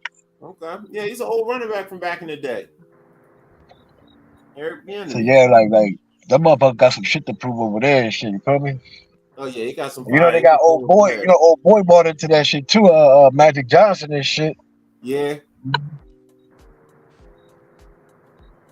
What happened? I said Magic Johnson bought into that franchise. Oh yeah. And on the interview, he was like, he's like, I'm trying to bring the winning culture over here. I'm like, oh my god. Oh, to one of the football teams, right? Yeah. Yeah, we'll see and whatnot. So I guess they're done the preseason right now. They only had the 3 games since they got the extra regular season game now, I guess. So that's interesting. And so that wasn't too bad. A couple of losses, nothing major. So New England is the first game. So New England kind of sucks. We should beat them. So all right, let's do predictions for the season. All right, New England first game of the season. Bolo, what's going to happen? That's a win. What do you think, BAS? Of course, they're gonna win. All right, Minnesota, Kirk Cousins, the devil himself. What do you think, Bolo? 2-0. What do you think, BAS? Man, we're gonna bust their ass like we did the first game of the season last year. There you go. Who the hell's on Tampa Bay in Florida? So we might party. Oh, they got Baker Mayfield as the quarterback over there. Oh, so I'm gonna call that a win for my own personal stuff. What do you think, Bolo? Wow, 3-0 is tough, but yeah, I can see that happening. All right, 3-0. Now, I think it's gonna be by now. I didn't give my opinions on the first one. I forgot. I'm gonna say we're gonna be 2-1 possibly, because if that damn Kirk Cousins, but I don't know what it is about that nigga. I don't know what his problem is with the Philadelphia. But I ain't gonna lie, they lost a key member in the offense though. They lost to both Dalvin Cook. He was like I know. Look, man, every time I think we supposed to smash Kirk Cousins, he dropped 457 and 5 touchdowns, man. That's all I'm saying.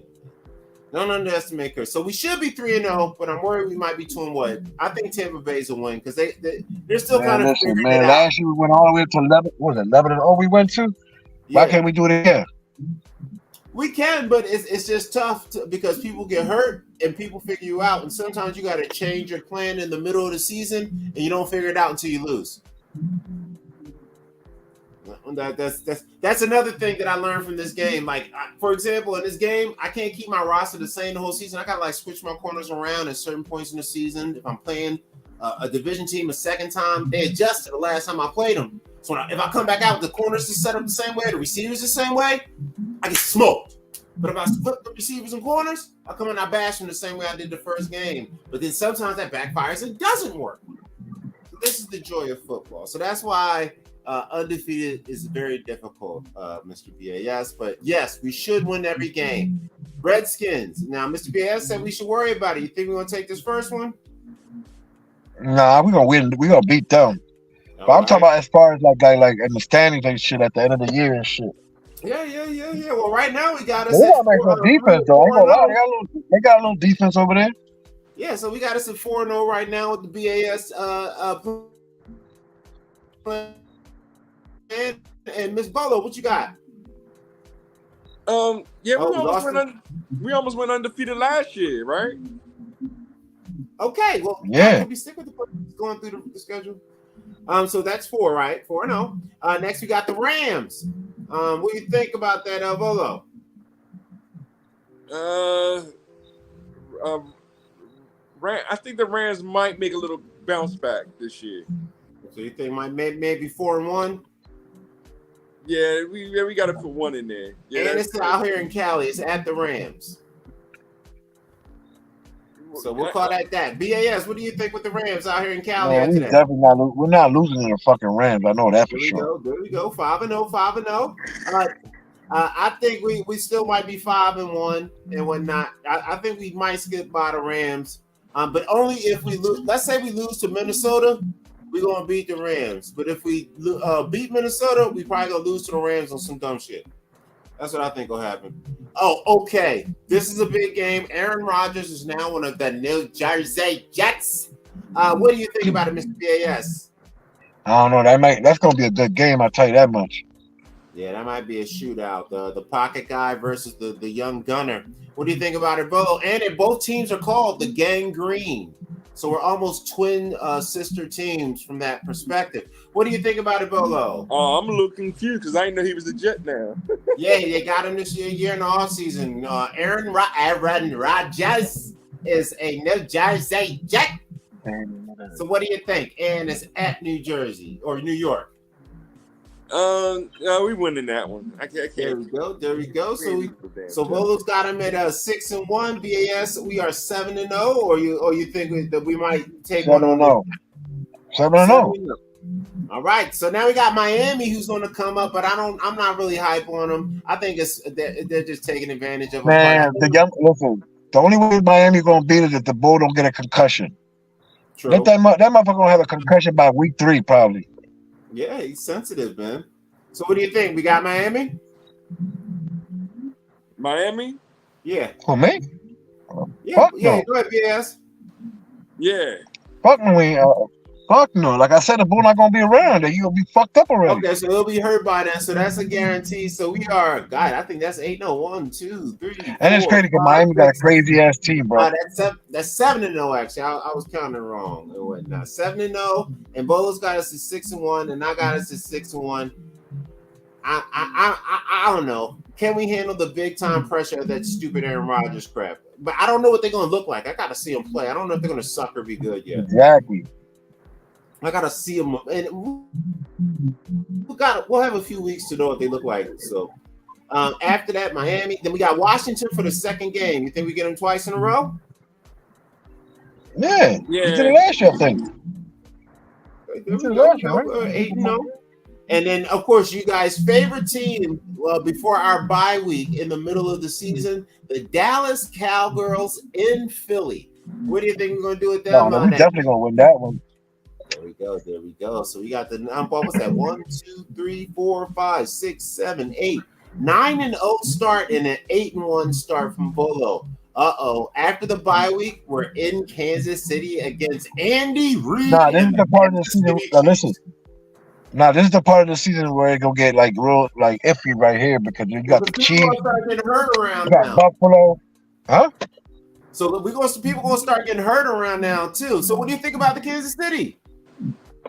Then you got the playoffs right around the corner right there. Yeah, what do you think about the Kansas City game? Oh me? Yeah.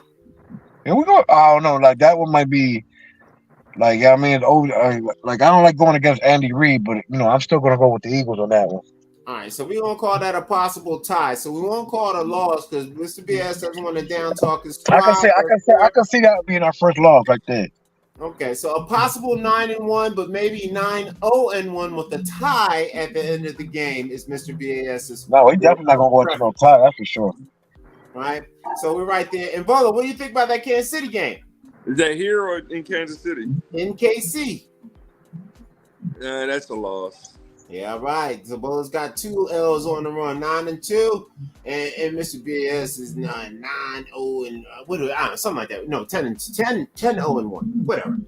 Then Buffalo, you think we can take? Man, that motherfucker's iffy Buffalo this year. BS? They iffy over there this year. Yeah, I don't know if they're going to be good enough. Fucking the one receiver fucking being a fucking diva right now. The one receiver want to get traded, like the boy Josh Allen. Like I don't know. I can see us beating them and shit. Yeah, I think that's why Aaron Rodgers. Now when the 49ers, that's gonna be a problem right there with that fucking defense that they got, bro. It's crazy and shit. Yeah, Bolo, what do you think about Buffalo? That's in Buffalo or here? It's home. Okay, I like our chances on that one. Yep. So is the San Fran game next. What do you think about it again, BAS? I would say we're gonna win that one. We beat them last year. Why we can't beat them this year? Yeah, right. And then Bolo, what do you think about that San Fran follow up at home? Man, we're looking real good this year. All right. And then we got the Cowgirls one more time, and we're in Dallas where they take away all the Philadelphia cream cheese. That's a win, guys. To win. I'm never gonna say the fucking Cowboys are gonna win. The Seattle Seahawks. What do you think about them? And it's in Seattle. That's gonna be like a tie, probably. I won't say tie, but it's gonna be a close one.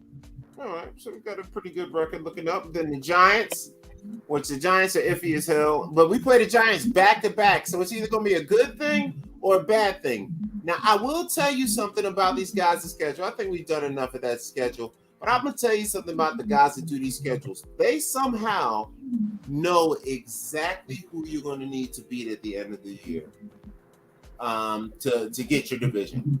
I suspect that the fucking Giants are going to come out and be the second best team in the NFC East. The Cowboys are going to flounder down to third. That's my prediction. We're looking like what, 14-4 or something like that. 13 and 15-3. I guess that is now. The numbers are different now. No, I want to say this year we could probably be like 13-4. Okay, yeah, that's not all right. That works. That Or works. even 14-3. Like that still sounds good right there. Yeah, that's something about the season. All right, so that's a good look and whatnot. It's just that whole second half of the season is just like crazy, bro. They playing nothing but good teams and shit. Well, I mean, that's the curse of being a good team. You know, the higher you win at the end of the year, the tougher your schedule. You know what I mean? We did really good. So your punishment for being a really good team is you play a really strong schedule. Only time you really get lucky is the people that you play. Like I think this year it looks like we're playing the AFC East. So every year they switch in the new division. So one year you play AFC East, then the AFC South, then the AFC East. But it's totally random. So that time, if they all happen to suck, you can kind of steal 4 games. But all the rest of your games are going to be intentionally all the teams that were the top playoff teams last year, except your division games. So we'll see how that goes. So we also got the National Basketball Association. I see these guys are playing. Have you been watching any of this USA stuff? What? Well, right now, let me bring it up here. Thing at bam. Share, bam, bam. So this thing right here and whatnot, they're doing the USA basketball team is playing right now. Even though they're smashing dudes, you know, they're smashing. What's their record right now? Huh? What's their record? I think they're undefeated. Let me see if it actually says. So they just beat some dudes by 40. You know who Team USA be having pound with? What happened? You know what Team USA be having pound with? What country? Which one? You ain't gonna believe it. Puerto Rico, bro. We always give them pounds. I heard that they do be balling out with the Puerto Rican Bulls. That one dude that was on Miami, one of them Puerto Rican Bulls and whatnot. He nice. He busting his ass up. He be busting ass. A couple of rings. And a bull, I think Bancaro from down there too, ain't he? Who? Pablo Bancaro, the boy that's like the small, the Orlando Magic, big light skinned LeBron looking boy.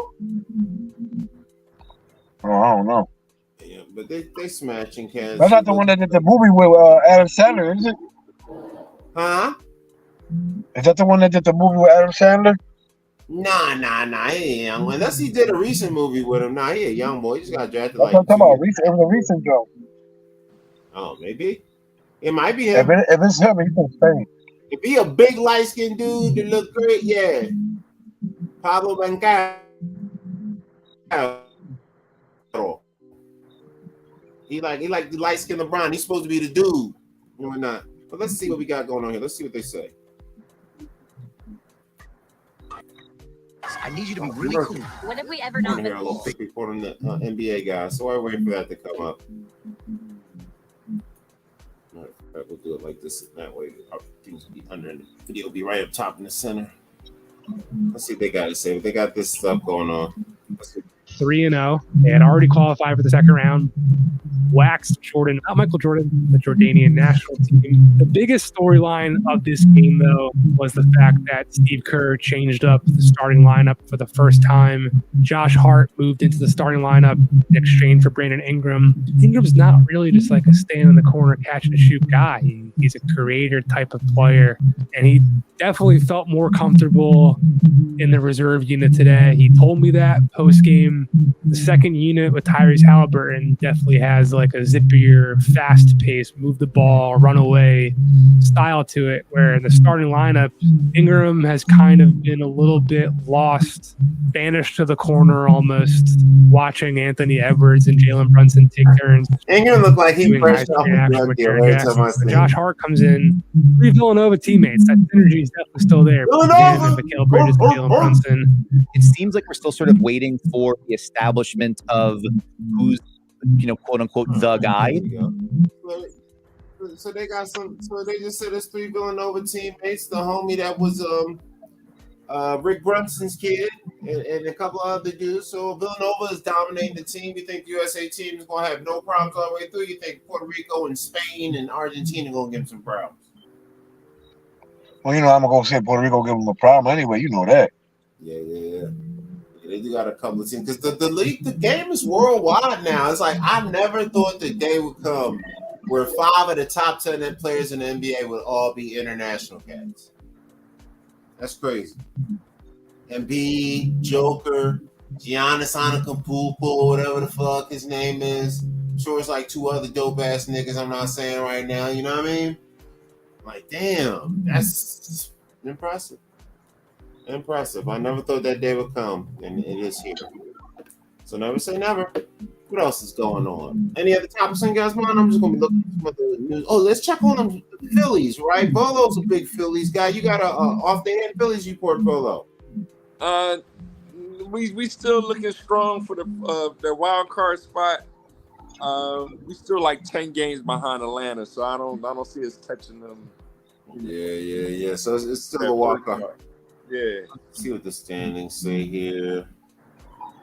We'll go to the standings. Let's bring up the standings. See where the stinking Phillies are. One last thing on that basketball and that just because I saw that Ben Simmons thing too, and the whole soap opera thing with the basketball is getting a little irritating. Especially with what is James Harden going to do, and Embiid now he's a little upset, and and I made fun of Ben coming in and playing the forward, so it's just the whole soap opera thing is corny as hell. Yeah, I don't know that. They are full on in their fifis, bro. I don't get it. You would think they're supposed to be these great players. You think they would just get it together and figure out how to win, but it's just like everybody got like their own plan and shit. And with them making $30+ million a year and shit. Right? Like you ain't happy? You ain't happy? Like why you that's all you should want to do should be the most important thing in life is playing ball, like for that kind of money. But they want to be rappers and shit. Ben Simmons probably want to be a jazz musician. He ain't told niggas yet. Yo. Some nice shit. Like, I really want to be a jazz musician. Like, oh, I knew it. John Sally ass. I think Harden don't like the club life here. That's what his thing is. Hell yeah, too many bullet wound bitches. I get it. Yeah. He ain't like AI. AI love the hood Jones. So AI love the hood Jones. Plus, AI was kind of like married and had the baby moms too. Because you remember how he flipped out on his cousin with the whole gun incident? Remember? And that was over his like white baby moms, basically. So he was kind of tied down. But James Harden, dude, I told you, I'll be coming out of stuff 3:00 in the morning. I'll be seeing him a night before a game. Like listen, Mr. C, I'm gonna let you go, man. I'm going to Jersey and New York too much. Yeah, Mr. C. Words. Man, everybody stay safe, man. Enjoy this weekend. Everybody stay safe, you know what I mean? And you already know fucking these bitches ain't shit. There it is. And I hope y'all stay safe, and I'll see y'all next week. Oh, yeah, man. Peace out, man. You guys have a good one. All right, bro. Peace out. I hear Killer. All right, Peace out, Killer. I'll let you next week. Peace out, Tech. So, Bolo, you said the Phillies are okay. I see it on the thing. It says we are 3 games up for the wild card, but of course, way behind Atlanta. Atlanta is rolling. So we need to send some prostitutes to that Atlanta hotel. Oh, talk. Messed that game up, Jack. Man. So you think, and so the Cubs are a little bit behind this. How many games do they have left? That's a good question. Let's see. What are they?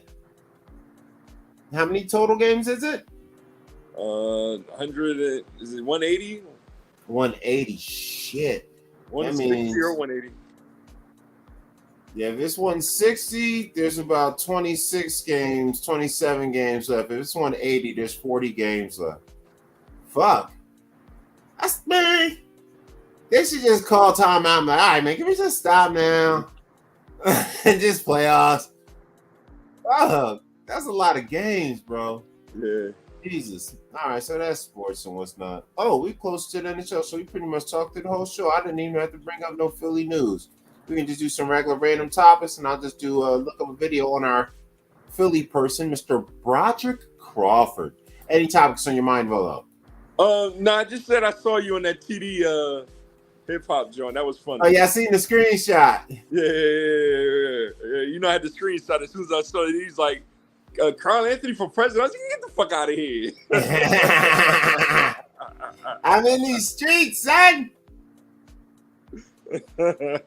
I'm in these streets. Yeah, TD hip hop is my shit. That's my go-to for my, you know. Yeah, he's got some great positive information for the people. Yeah, and I like his spin on things compared to you know, the normal three knuckleheads. Yeah. There's no grandiose madness. Yeah. Your boy. I don't even know. I thought about him. Right.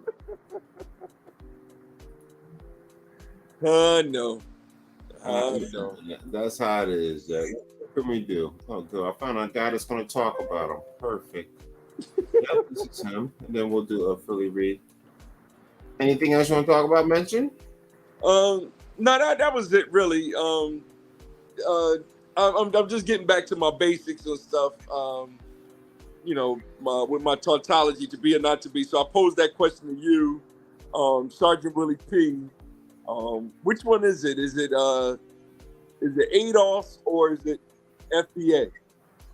ADOS is American Descendants of Slavery, and FBA is Foundational Black Americans, which are like the Native American Indians that were black. Which one is it though? Which one should we go with? Which one should we go with? You mean for what? Like you're given a choice, one or the other. Well, I think because our family was from South Carolina, which was one of the biggest slave ports, and I don't know if you noticed, I don't meet too many McDowells, but you know, every time I meet a black guy whose name is Anthony Bolo, he's 6'4". You get what I'm saying? Anthony, our last name is French on my side, and McDowell is like Irish or Scottish or something. So clearly, I don't think that's our true history, because we're not a small family. So it's not like we're like a bunch of short, small black people. We're like some of the biggest black people in the city. None of us come out too tiny in our family. You know, you're either stocky and bigger, our family, or long and tall, right? I mean, even the women, we don't want to put too many bony chicks out. You know, and we got, you know, if you don't know if you ever met Cousin Jack, all right, we make some record holes, okay? So I figure based on the South Carolina heritage with the McDowell family, my dad's side of the family is also from South Carolina, too. And I keep meeting people, and then I see like people like Kwame Brown. I see people from South Carolina, always this big 6'4", 6'5" black guys. I'm like, my brothers! So which tells me, I think we all came from the same general plantations and area and breeding farms down there. So that's why I think I am more of an ADOS scenario because of that. But once we get off the plantation and go out into the world, this is where that whole I got Indian in my family comes from, right, Bolo? The Indian in my family is the FBAs we met while we were out and moving about. So that's where they're kind of not interchangeable. They're not separable, because after freedom or people that escaped out to the West or one up north where there was no slavery, you usually didn't go dating white women.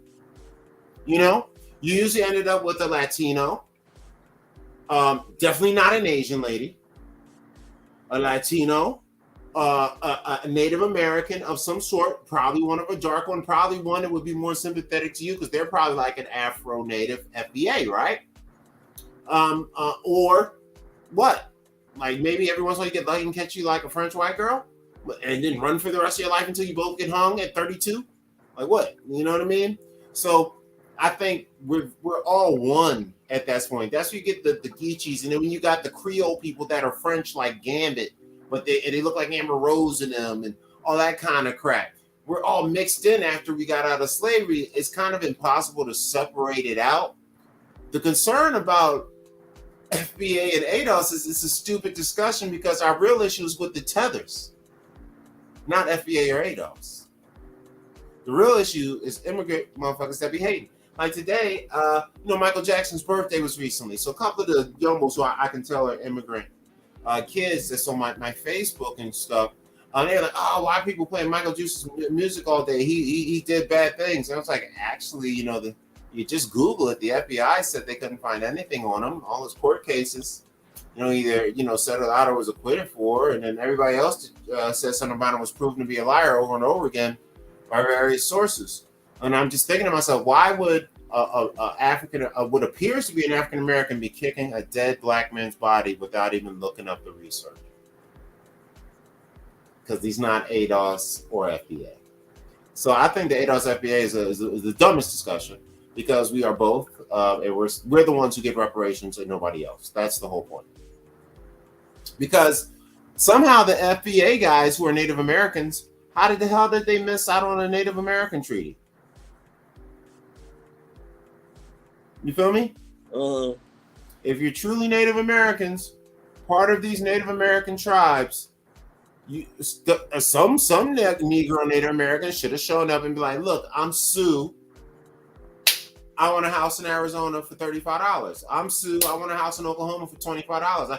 I went to Oklahoma to see my white boy Heath. I met this white guy who happened to have a black girl, but he was a white. I mean, him and my homeboy Heath, blue-eyed white guy. Yeah, we're technically Indian. So their houses down there, which would have normally been a $200, $300, $400 rent for a house, stationary house down there, they pay $25 a month for rent, and it's like a straight up white guy.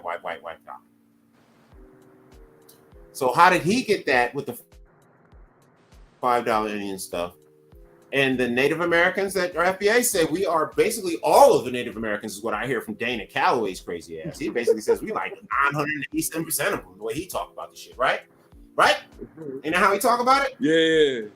He act like we like 99.9% of all Native Americans is what he basically says, right? So based on this theory, how did every last one of us miss out on all Native American treaty benefits? See, these are the kind of questions that people don't ask him, but I don't feel like getting to any argument with these guys because those guys are crazy. But it just took me that little 15 seconds of talking about it to figure out where the flaw is in it. How do we miss out on the Native American treaty if we were that ingrained in the Native American lifestyle? Impossible. There should be a place. There should be a plantation. What is it called?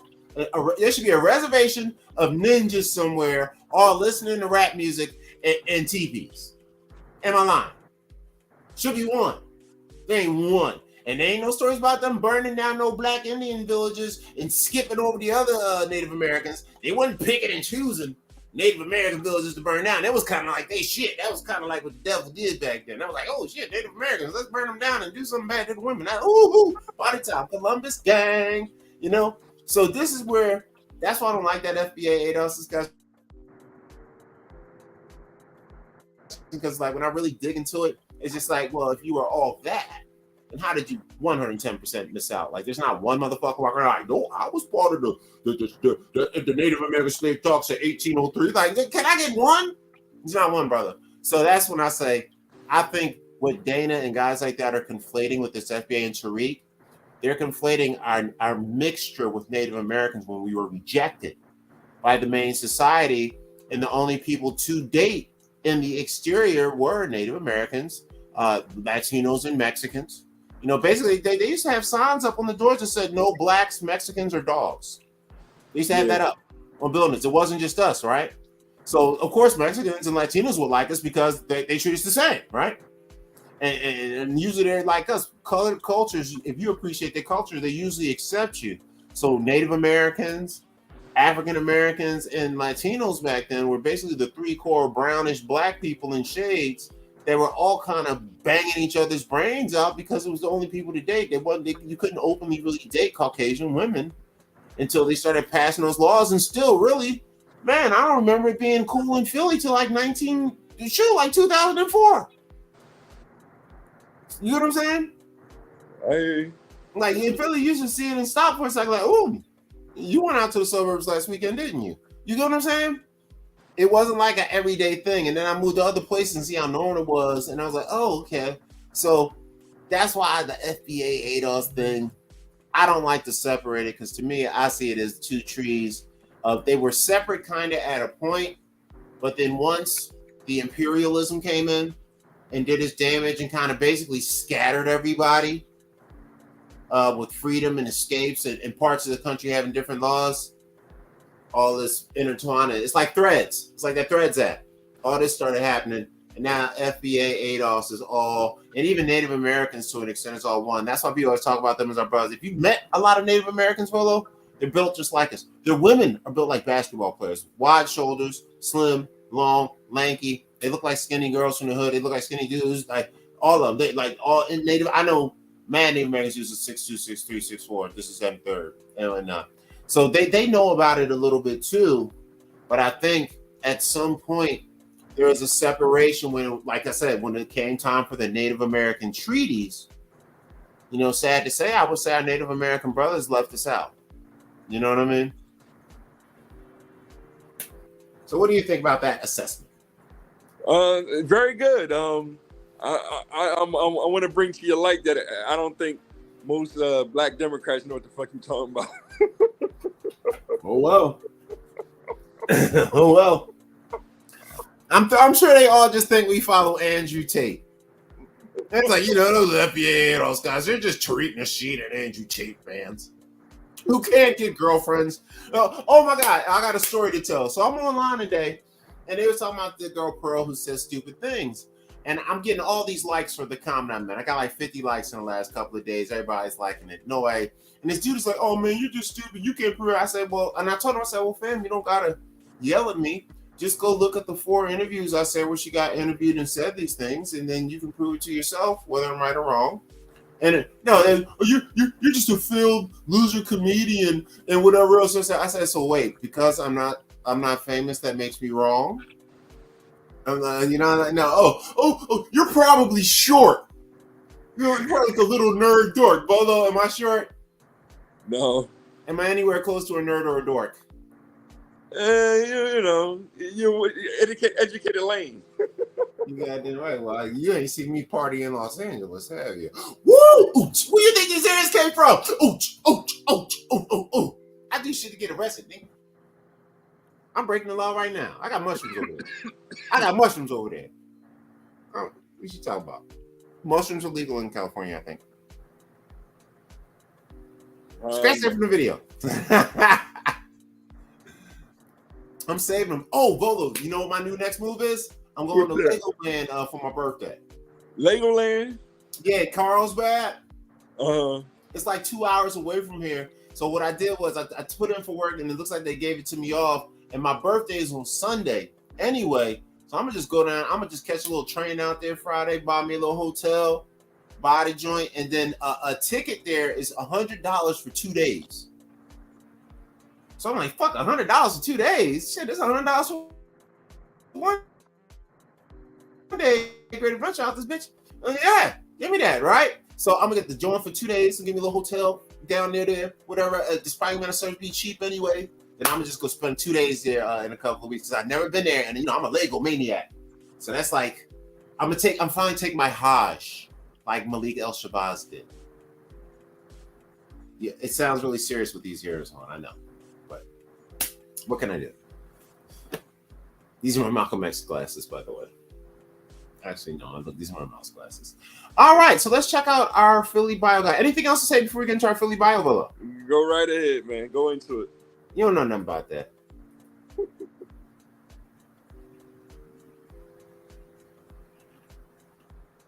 You're probably small and a dork.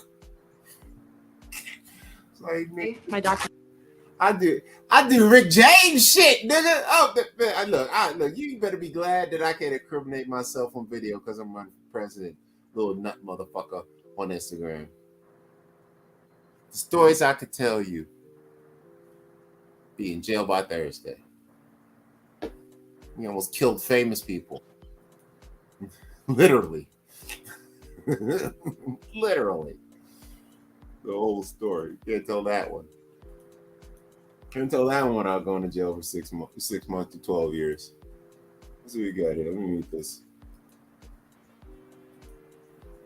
You're probably short, probably a small dude. No arguments about the points. Just everything but. Just fuck. Just go look at this shit, man. Why don't you just prove me wrong? No, fuck that. Everything but. Broderick Crawford was a talented American actor known for his commanding presence and strong performances on both the stage and screen. Born on December 9, 1911, in Philadelphia, Pennsylvania, he began his acting career in theater before transitioning to Hollywood films. Crawford's breakout role came in 1949 when he portrayed the tough and corrupt politician Willie Stark in the film All the King's Men.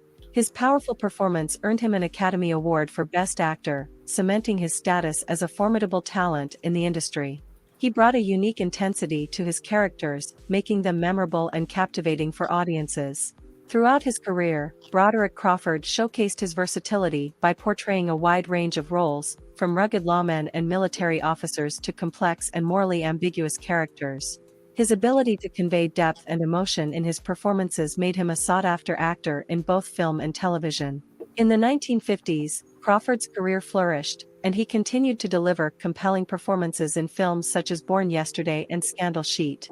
He later found success on television, starring in the popular series Highway Patrol. Broderick Crawford's distinctive voice, imposing stature, and natural talent made him a captivating presence on screen. He left a lasting legacy with his exceptional body of work and remains remembered as a celebrated actor of his era. Sadly, Broderick Crawford passed away on April 26, 1986, but his contributions to the world of entertainment and his memorable performances continue to be appreciated and admired by audiences worldwide. I don't know, a nigga look like Alfred Hitchcock to me. Let me see what his bio is like, his wiki.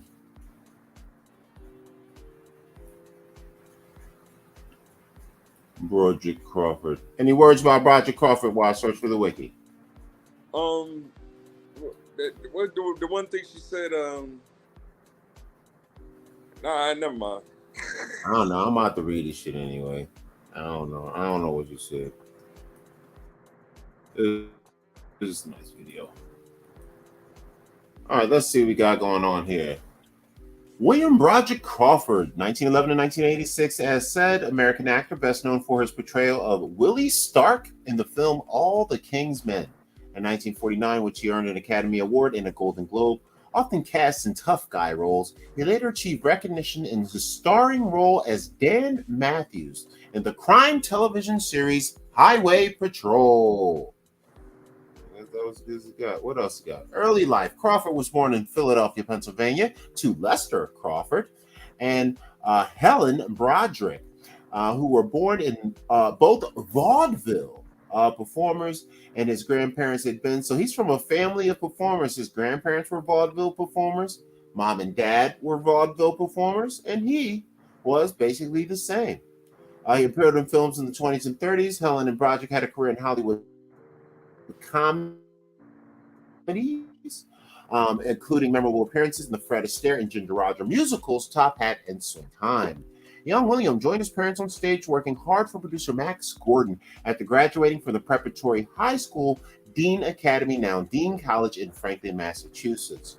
Crawford was accepted by Harvard College, where he enrolled. However, only 3 weeks after Harvard, he dropped out to work as a what the fuck is that? As a stevedore. That's a dock worker at a water. Okay, so a dock worker back in the day was called a stevedore. Just some asshole named Steve must have really fucked up one day. A stevedore? Why don't you just call him a dock worker? Anyway, he's a stevedore at the New York docks, whatever the fuck that is. But a dock worker is what it says. He had an acting career. He was doing stuff with the Marx Brothers. He had a radio comedy show called Flywheel, Shyster Flywheel. He did some stuff at the Adelphi Theater in London. Gained fame in 1937 and being part of something called Of Mice and Men, a classic story. He did some early films with Sam Goldwyn. The Woman Chases Man, Start Cheering.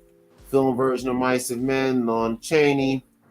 Did a bunch of stuff with Paramount Productions, Ambush, Sudden Money, Undercover Doctor, Bo Just, Gary Cooper, blah, blah, blah, blah, blah. Appeared in Lost Men, 39. These all old stuff we really wouldn't recognize. Eternally Yours, Slightly Honorable. Universal. It's crazy how they got to switch from company to company. Like, they can't just work with different companies. They got to work with one company at one time and then switch to another one. Almost like a gang. It's a trip. You only can work like a record label. Like you can only work with Universal. You can only work with Paramount. That's the contracts that some famous people say they be getting. I got to deal with Paramount for 5 films, shit like that. But that means you can't work with nobody else. Why you do that? That shit crazy. Anyway, then he switched to Universal. Anything But Love, baby. He had some 40s. Did a bunch of stuff in the 40s. Got some leads, kicked some ass. Did some freelance actors. See, they even called it freelance acting. Like he was sneaking around fucking other people behind their back. Freelance acting, he did The Flame, Time of Your Life, did some shit with James Cagney and them, some Bad Men of Tombstone, which sounds like a cool cowboy movie. That's actually a dope-ass title, Bad Men of Tombstone. That is a dope-ass title. Shit.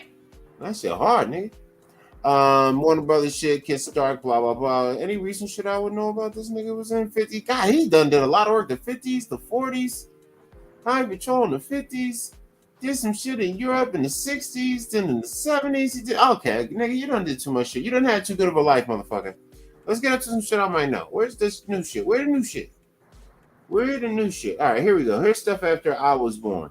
Phantom of Hollywood, Wonton, the dog who saved Hollywood. Look What Happened to Rosemary's Baby. Mayday at 40,000 feet. Proof of the Man. The Private Files of Edgar J. Hoover. The Hughes Mystery. Little Romance, Harley Quinn.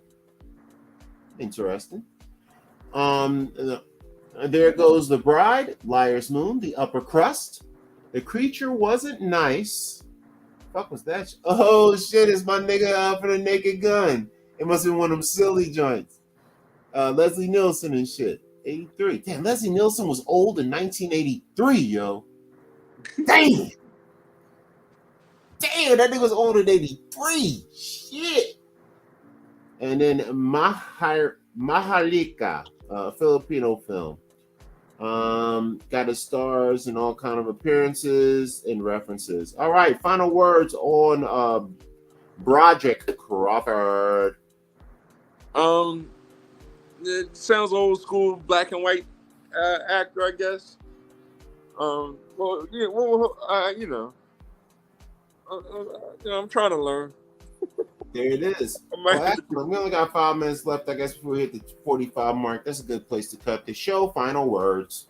But you know, I'm still figuring things out on this social media and stuff. Getting my numbers together and doing some number crunching. But yeah, check me out on MPOTP-MY on Facebook is what I'm trying to catch up on, and Volo Television on YouTube. I'm gonna drop a video as soon as possible. X, I'm conflicted with X because every time I just say hello to somebody, they want to attack me on some ignorant shit. But that's where we're X going on over there on X. But Volo Tautology on there. That's pretty much it. Check me out on the social media. Make any sense? My fault. What you saying? That's it. Did that make any sense? Yeah, I guess so. Yeah. As long as you said your social medias and said stuff, final words is final words.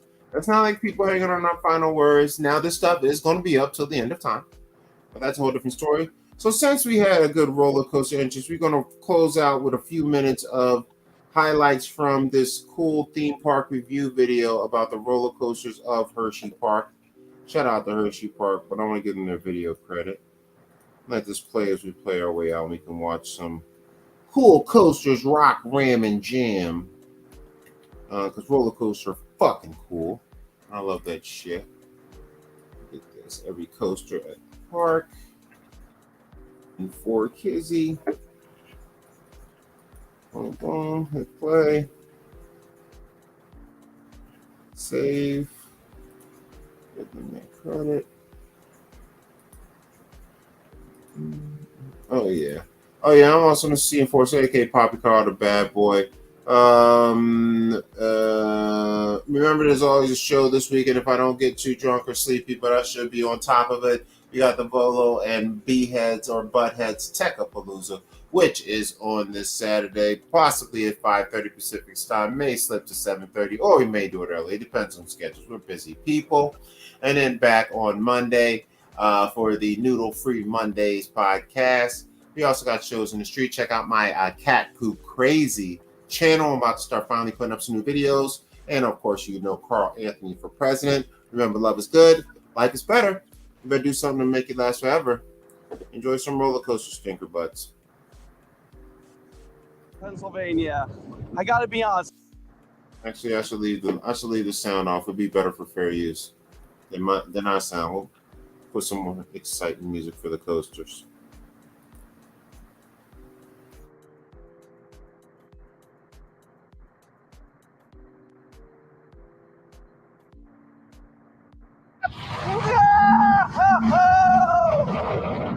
Whee! Love the airtime over the top hat. Here we go! Oh, yeah! Oh, I love this ride! Ready? Here comes the flying snake dive, horse on fire, awesomeness! Whee! Oh, man! Oh, Coach Stevens! Twist the opposite! Airtime crazy! Oh, man! Woo! Yes, I know this is kind of a shorter ride, but it hauls ass, it kicks ass, and it is amazing. I love storm running here at Hershey Park. Seriously, probably easily in the top 3 roller coasters at this park, maybe even my favorite. Always between that and Sky Rush, but we'll see. But you got to come out to Hershey Park and ride Storm Runner. It is awesome. I love it. All right, guys, here we are riding Sky Rush up at Hershey Park. And this lift hill does not give you a lot of chance to figure out what is going to happen to us next and what is about to happen to us. Oh my God. Oh, this is the holy crap moment right here. Oh my God. Oh man, I love the airtime on this ride.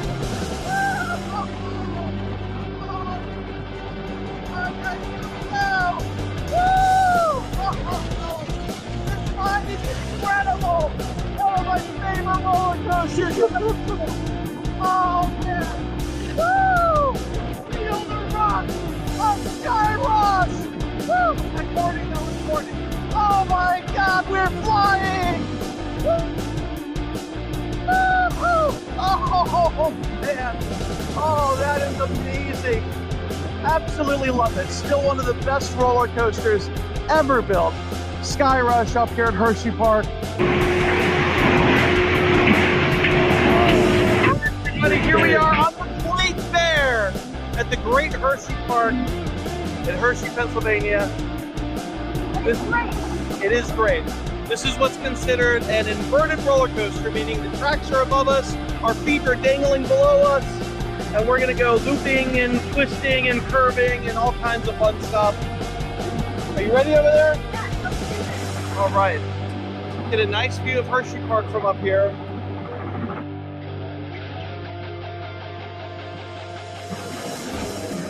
All right, guys, here we are. Very weird first drop. It is a weird first drop. There's like this weird curvy, turny bit. Here we go, everyone.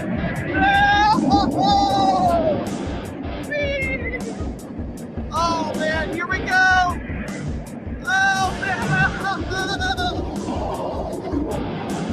Loopy loop. Ready?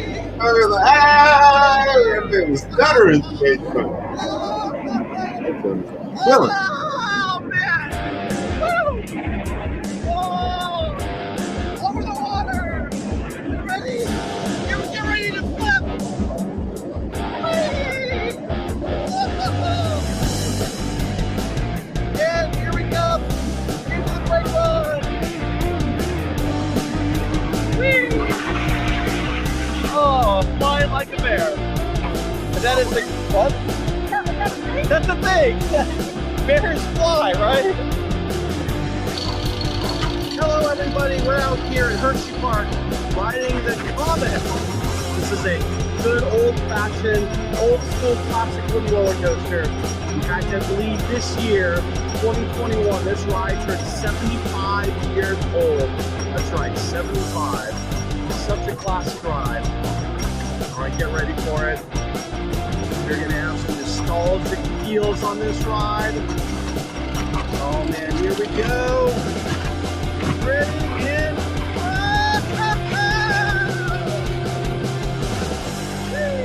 Oh man, full class wooden roller coaster.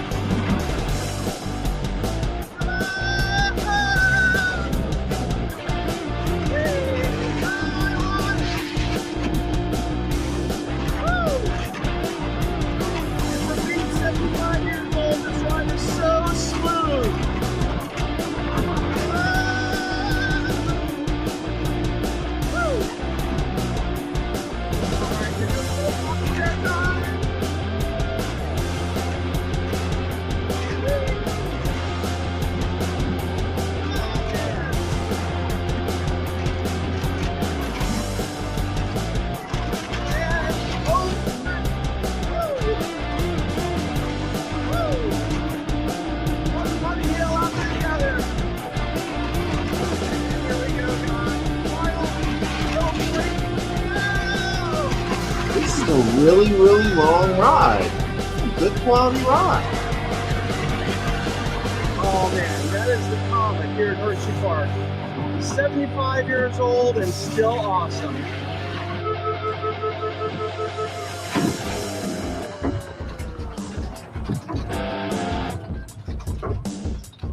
All right, everybody, we are here on the Super Duper Looper up here at Hershey Park, Hershey, Pennsylvania. This is one of the very first looping roller coasters. Man, you want to talk about putting your life in. Wasn't the very first one, but it was really, really close. Opened, I believe, in 1977, making this one of the very first modern roller coasters to go upside down. And we're going to take you for a loop right now. Here we go. Top of the lift. Again, this ride just has this like really awesome classic vintage feel to it. Here we go, guys. Straight down the drop and right into the loop-de-loop. Get ready. Oh, here we go. Loop-de-loop. Oh, I love it. Whee! Oh. That is a classic in sports car feel to it. And then through the loop.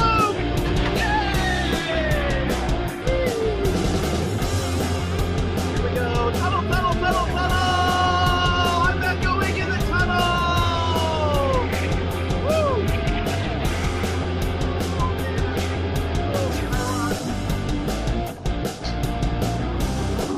And here we go, through the trees!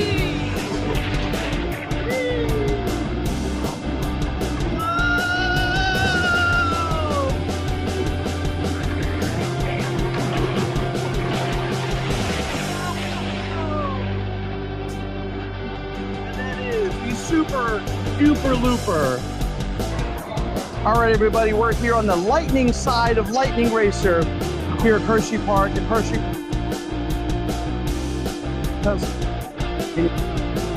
Lightning and Thunder are the two different sides of this racing wooden roller coaster. This has to be one of the largest wooden racing roller coasters in the world. It is amazing. Just the twisty, turning, crazy track work on this coaster.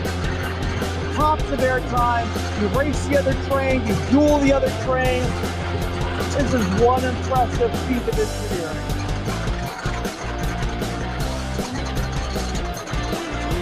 All right, so let's see who's going to win this one, Lightning or Thunder. And you'll see the other train as we duel and race.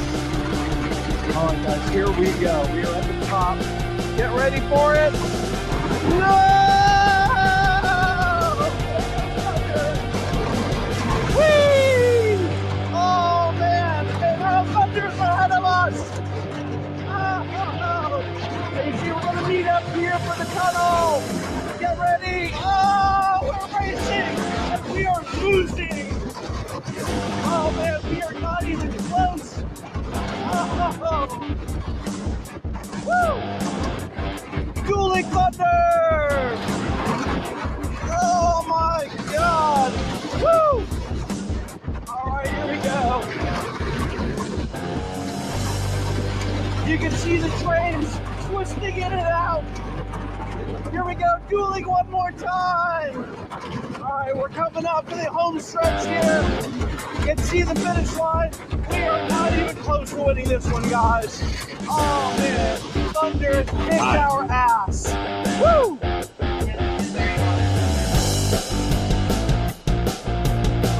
everybody. Here we are riding the Trailblazer here at Hershey Park, Hershey, Pennsylvania. This is a super classic, kind of old school. Oh, the Wildcat.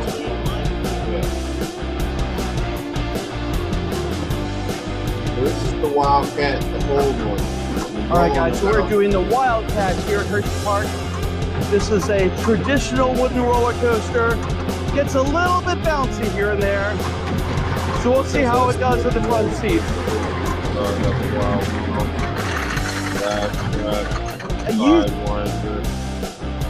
All right, everybody, here we go. We are riding the Sidewinder up This is here one of those pull you back up and drop Hershey, Pennsylvania.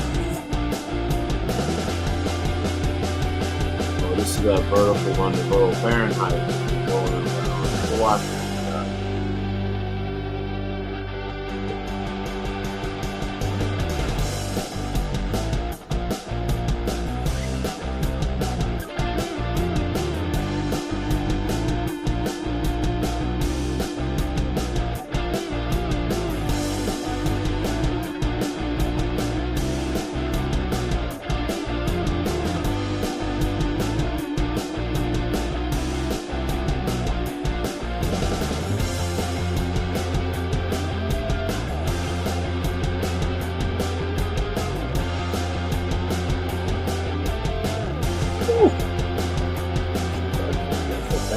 Damn, all right, and that's how we close out the show on a rocking coaster. Oh, yeah, let's get it down. All right. Damn. Hey. Oh. Got my speed. Come on. Oh. We got 4 minutes left. It's kind of rocking out. All right. You know what? I'll play my stupid rap video. I don't feel the last couple of minutes. Yeah, I like spending on viewing time. Don't bear it like that. Don't bear it like that. We do politics over Punani.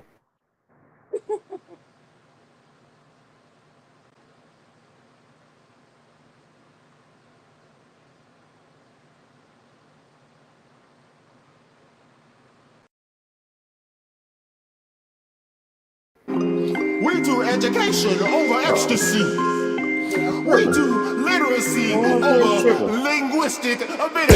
MPOTP-MY with a get that's green and no plastic everywhere. A natural girl, a natural girl, a natural girl, a natural girl. MPOTP-MY with a get that's green and no plastic everywhere. A natural girl, a natural girl, a natural girl, a natural girl. Hey. From the skinny to the biggie, ain't no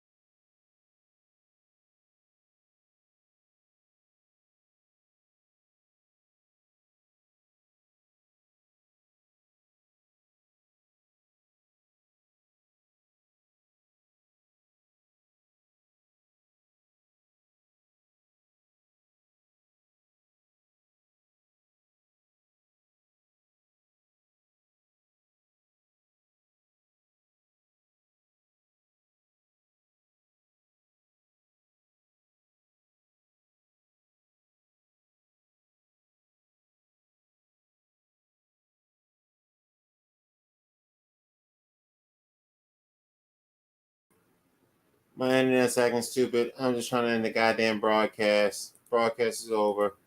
Here's some of the other shows. Go on Butthead. Noodle Free Mondays. This was the My Part of Town podcast. There's some of our other little logos and stuff. And we are out of here, guys. Technology sucks a butt, man. I swear. Great show.